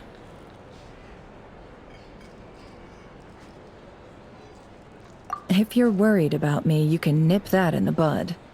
I'm not someone who gets stuck in the past. It's just... I suddenly feel like I was wrong to call my father a liar. He was just a fool. That's why the Academia turned their back on him, and why the other tribes ganged up on him. Oh, Father. How much better things could have been if you were a skilled liar. Look at the Ibis King. Thoth is a fiendishly cunning liar. And yet, strangely, he feels more like a father to me than my real dad ever was. He's never brought it up, but I'd bet he feels the same way. Why else would he give me the power to perceive the truth, while at the same time training me in the art of deception? Well, King Deshret banished him to Aru, which is essentially a prison, and posed 3 questions to him. He promised that he'd have his freedom if he could find the answers. His response was to take on a physical form and approach me, hoping that I could become his envoy and search for one of the answers on his behalf. Did he really think I'd fall for that? He's stuck there. He can't make me return what he gave to me. So that's enough for you to decide he's nice, is it? He's a prisoner, and he was scared. So he decided to perform some good deeds to win people's approval. He lives in fear because he's a deceiver. How is Rerir any different? You can't work as a spy your whole life and expect a happy ending. It's preposterous. Yet I can't say I don't understand it. Liars live in the darkness of their own making, but it's still human nature to want to go on living. They say that a liar's soul is the most worthless thing in the world. What do you think?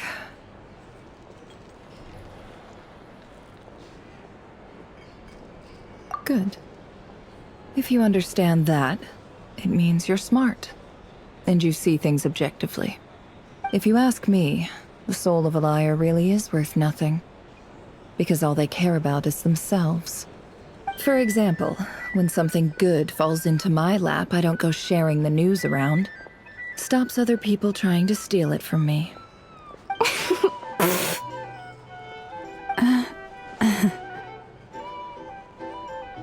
So be it. They have sharp ears. I can't keep anything from them.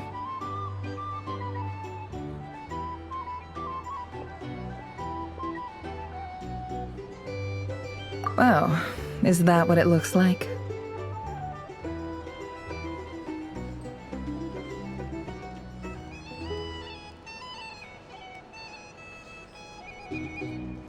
Well, you all know my past now. And I can't simply eliminate everyone who knows too much. So I guess I just have to put up with you. For the foreseeable future, at least. When you find yourself in a situation you can't control, the safest play is to keep calm and start monitoring everyone involved like a hawk. In the intelligence world, you need to have a sense of perspective and play your hand accordingly. If you understand what's at stake, please ensure my secret is safe with you. I trust you'll respect my wishes as a friend. But don't forget, I will also be watching you like a hawk. Very good. Oh, wait! Now that the panic's over and we've all calmed down, Paimon suddenly remembered something. After all that build-up, our mystery ally never showed up even once!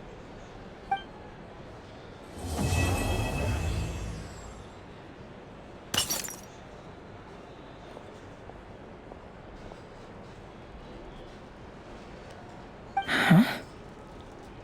Am I imagining things?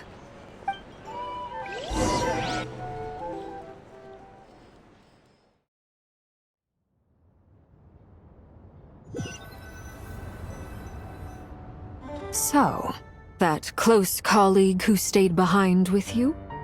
What's he been up to recently? Don't know, don't care. I get more normal human interaction from hanging out with Bosco too than him. Although, now you mention it, he hasn't bothered me in a while. I wonder if... If he's disappeared without a trace, it's the biggest gift he ever gave to the world. But I somehow doubt that's what's going on. He won't lie low forever. So we'd better stay on guard.